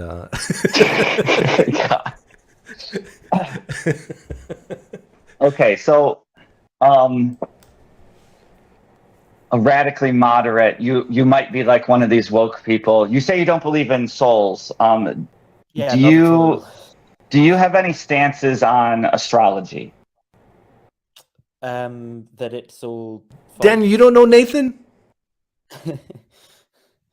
He's digital gnosis. You know, he's an Okay, I'm just not recognizing you very well right now. I'm kind of a big deal. Like, at least of a month ago, he was a atheist naturalist. I don't know if he still is, but yeah. Yeah. I only dated that Muslim girl for like a few weeks. So. Okay. Well, so imagine Nathan being like, Nathan's basically me, except he's more womanish. Oh, okay. Well, I'll let some other people come in because I'm not super prepared for, such a famous person. But but I just wanted to say, this is not a very good question. Maybe you can make a comment on it. But what was so insane, one of the insane things to me is, so a lot of woke people who say that they're not into any religion are into astrology. I don't have a statistic. I just have personal experience. Like, well, I don't have religion, they'll say, but astrology or crystals. Crystals. Where have you got that from? You know, like what I mean. What I'm asking is hanging out with hippies. Okay, yeah. So those are like the woke people you're engaging with. Because the type of woke people like I'm engaging with are almost always like atheists and naturalists, but okay, it's because I like to do yoga, so I run into a lot of hippies. It's totally anecdotal. Yeah, like, I thought you're a Christian. No, I've got it. Yeah. Me, no. Oh, okay. Yeah, because Christians are not allowed to do yoga. You know that. Yeah, you'll get a demon. I was told that when I was a kid, actually, but so. Yeah, those butt shackle demons are the worst ones as well. Like, yeah, well, what's really funny is plenty of them will be into astrology, but they also are really believe in the transgender ideology, which is like the way I see it is they're saying that your body, your physical body, has zero. We heard this already, Daniel. We heard you. Don't rehash it. Zero impact on who you are inside. I think it's possible, though, Daniel, that there might be also people in that space, like the sort of spirituality and health and wellness space, right?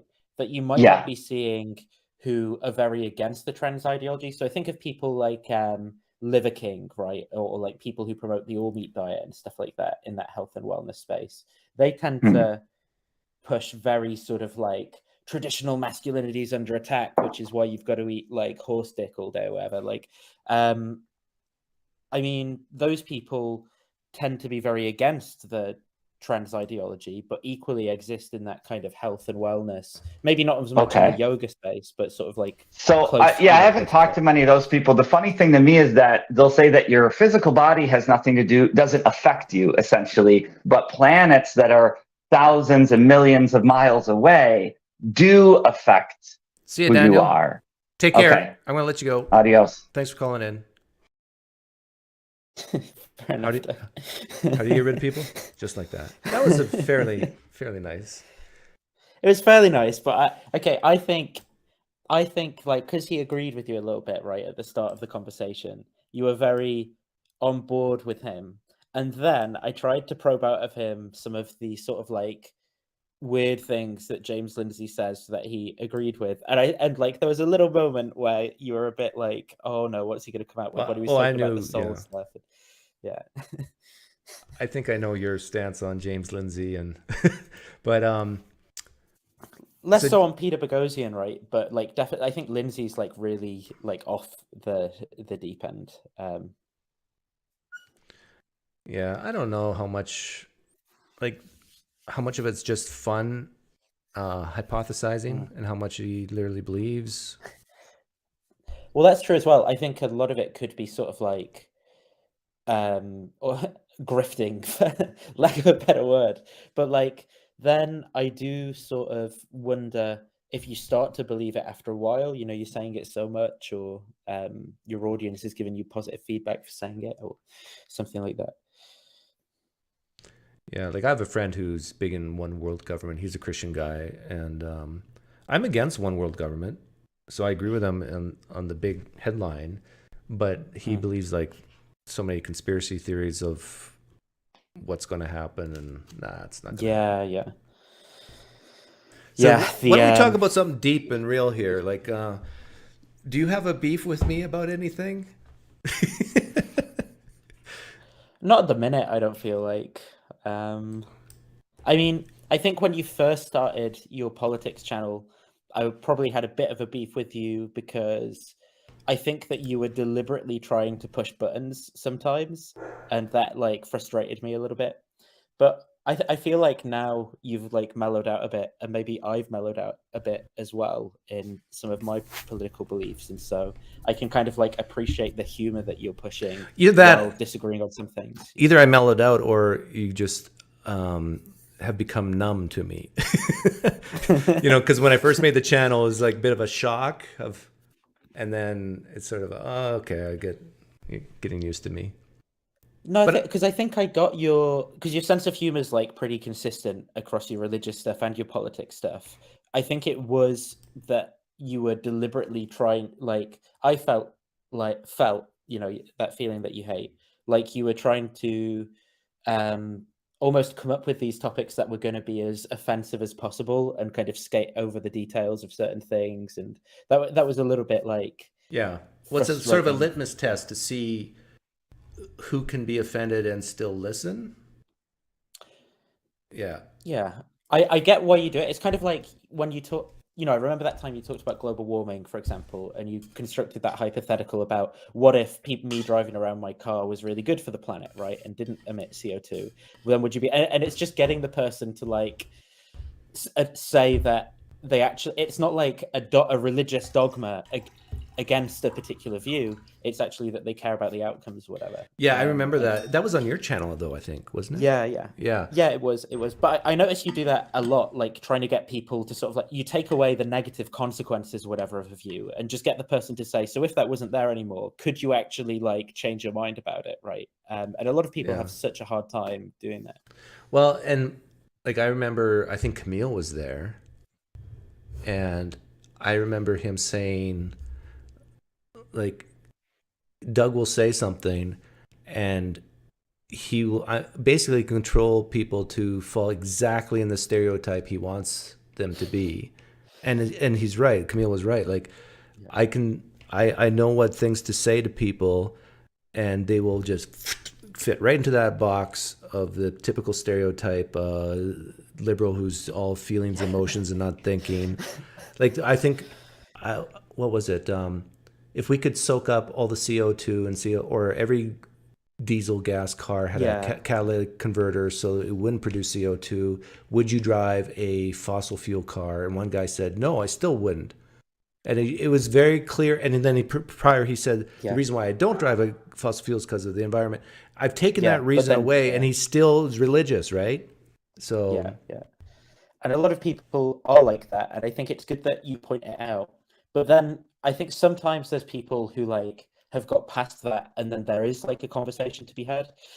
But yeah, I mean, it's very few people, and it's very frustrating as someone who sometimes disagrees with you on topics. You see someone come in, and you're like, yeah, this is going to be the guy, and then they like do the exact same thing, and they can't like change their mind based on like evidence. Instead, they just get all upset because you're putting the wrong ideas together.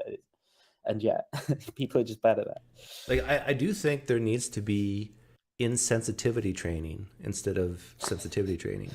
Like, I should start a university where that's all you get, where you go into the classroom and you're triggered on purpose. People do background checks on you, like what really bothers you, and you just practice being picked on for an hour.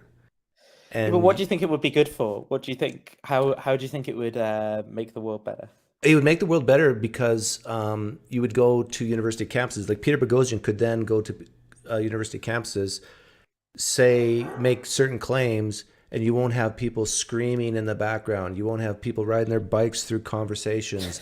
You won't have people saying "F you," like "you homophobe, racist pig." Like, it would be just like, oh, okay, I disagree with this person, and I would love to give you my reasons why.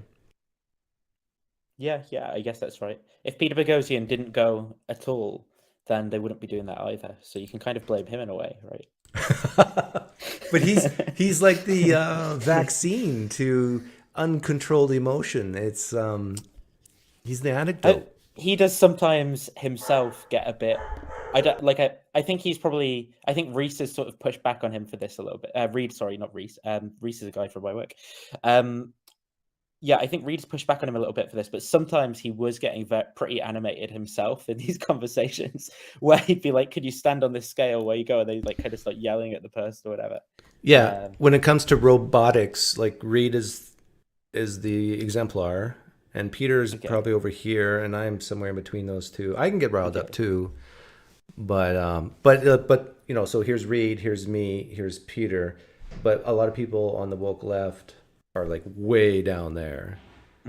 Yeah, that's probably right. Like, how do you convince people that we don't care about your feelings? Like, is there a better way to do it? Well, the thing is, I think everyone's got to acknowledge in a lot of these sort of like social value disagreements, right? That at some level, it is someone's feelings that are essentially, it's basically both sides are trying to protect their own feelings. So even if it's like conservative, middle class folk or whatever, they're trying to protect their feelings in the sense of there's some kind of status quo or something that they like, and they don't like the change, and so in a way it is their feelings that are being protected. Yeah, I agree. I would say I shouldn't pick on the left because the right does it as well, but I do think, and I could be wrong here, I do think when it comes to figuring out what truth is, the world would be a better place if we were all more like Spock and less like Captain Kirk. You could be right on figuring out what truth is. I think the problem is that a lot of these political disagreements aren't like a matter of truth or falsity. Instead, they're like a disagreement in social values or something. Yeah, right? I agree with that. Yeah. And then it's not like there's a fact of the matter to get to. It's just like people just like have a different goal or something like that. Yeah. Okay. Well, I think I should end the live stream. I said I would end it at the top of the hour. Now it's almost to the bottom of the hour. Cool. Do you guys use that language in the UK? Top of the hour, bottom of the hour? Top of the hour? Not really. You don't know what that means? I mean, I know what it means, but it's not something that we would often say. I'm guessing like the top is like on a 360-degree clock, like at the top or the bottom. Because I even said that to an American, and they didn't know what it meant. But, you know, that person was from South Dakota. So maybe it's a Canadian thing more. I could say I've got a Canadian. If it's a Canadian thing, it's a UK thing. Because Canada's basically... but sometimes it's like a past UK thing that's like not a thing in the UK anymore, but it is still a thing in Canada. Would you ever move to the US? Backwards. Yeah, definitely. Have you ever tried? I mean, look into it? I've looked into it, so I know that you can either, in terms of getting a green card, you can like marry, invest a certain amount in a US business, win the lottery. But I think because I'm from the UK, you don't like. I could adopt you. As many people win that lottery. That's true. Yeah, you could do that as well. I think my best bet would be work for a company that has US offices and then apply for like a transfer to the US offices and get like a visa or something like that. Yeah. If I wanted to. Maybe I would at some point. I'll see. Yeah. I think I'm going to be in London for like the next year at least, though. So, yeah, you should marry a girl from Texas. I can see you marrying a Texan. Yeah, I can see that as well. A British accent and then the Texas. Oh yeah, do you think American girls would like the accent? Oh yeah. Oh, you could get any woman you wanted here. Yes. Or a man for that matter. Okay. What if she was a Christian woman though? Do you know what I found actually because of my like dating app profile saying that like, like I am looking for relationships and stuff. I keep going on dates with women and then they turn out to be really religious and and I'm like, oh, for God's sake, so like there was one girl who was going to like a black Protestant church, like the proper like singy and she clearly had. It's almost like that, that video you reviewed 2 years ago where there was a mannequin. Yeah. Like, this isn't how a man dresses. Like, she had that kind of attitude of like what she wanted a man to be in life and stuff like that. And I was like, oh my God. I bet you she's really good at coitus though. Probably, yeah. She was like pretty fit. I'm not gonna lie, but yeah, it might be worth it. I couldn't do it. I couldn't bring myself to like lie to her about. Well, you don't have to lie. Well, do you think she would have just religion stuff? If you would have said to her you're an atheist, do you think she would have just left? I pretty much like did say that, and it was just so awkward afterwards. Like you could see, I could see that she was in her head, like, yeah, I just need to get him on the right path or something. And then as soon as I started talking about that stuff, I was like, I've actually thought about it a bit. It was kind of like, oh no, you said the wrong thing. You should have said, I'm willing, I'm open to change my mind. I just need the right motivation. Yeah. Okay, we'll see you, Nathan. Yeah, cool. Cheers, Dad. Goodbye. I'm so bad. Bad to the bone.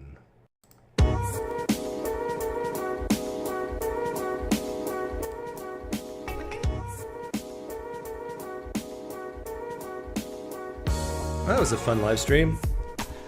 Thanks, Peter Boghossian, for coming on. Peter Boghossian has a channel named after himself. He also wanted me to say something else. Oops, I better not show my personal stuff.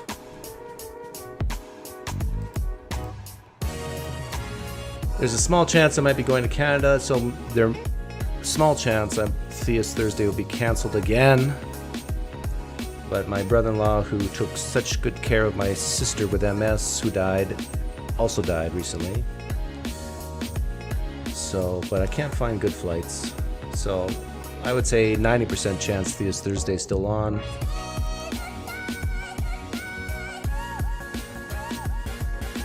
Peter and Reed will be in London from June 5th to June 16th. Peter wants to do some BJJ. I hope that doesn't mean what I think it means. With Nathan at some point.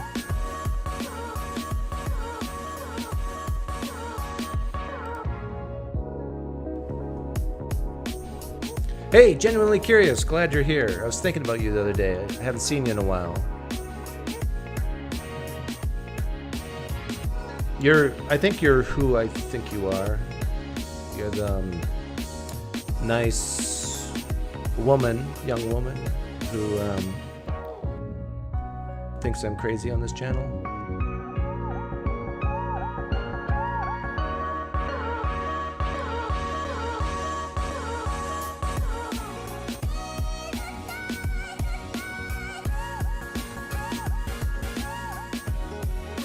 Still getting his porn terms down. Yeah. Reed, what does BJJ mean?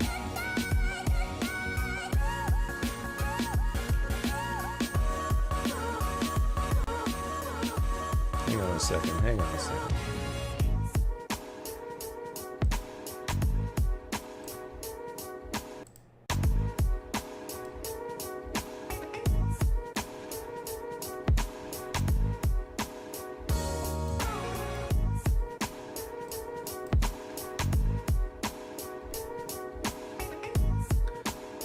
I'm not crazy. I'm just ahead of the curve. Oh, that's what BJJ stands for. Got it.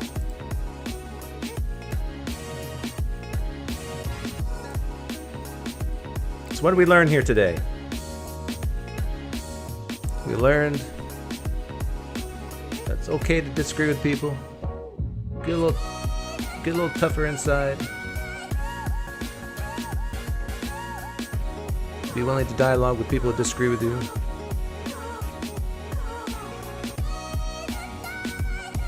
Don't date Christians. What else did we learn?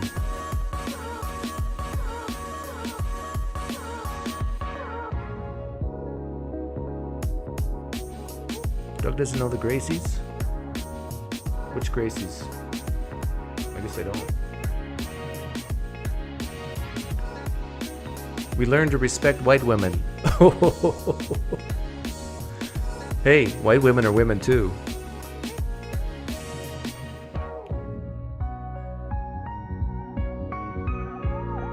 But you know, as a black man myself, I have nothing against white women. We learned that sadness doesn't matter. Yes, thank you, Blamtasticful. We did learn that today. That your sadness doesn't mean that much.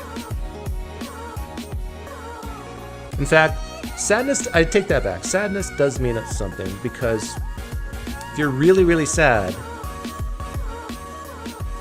I am who I think I am. Okay, good. If you're really good at being sad, you can write some fantastic blues music. Poof.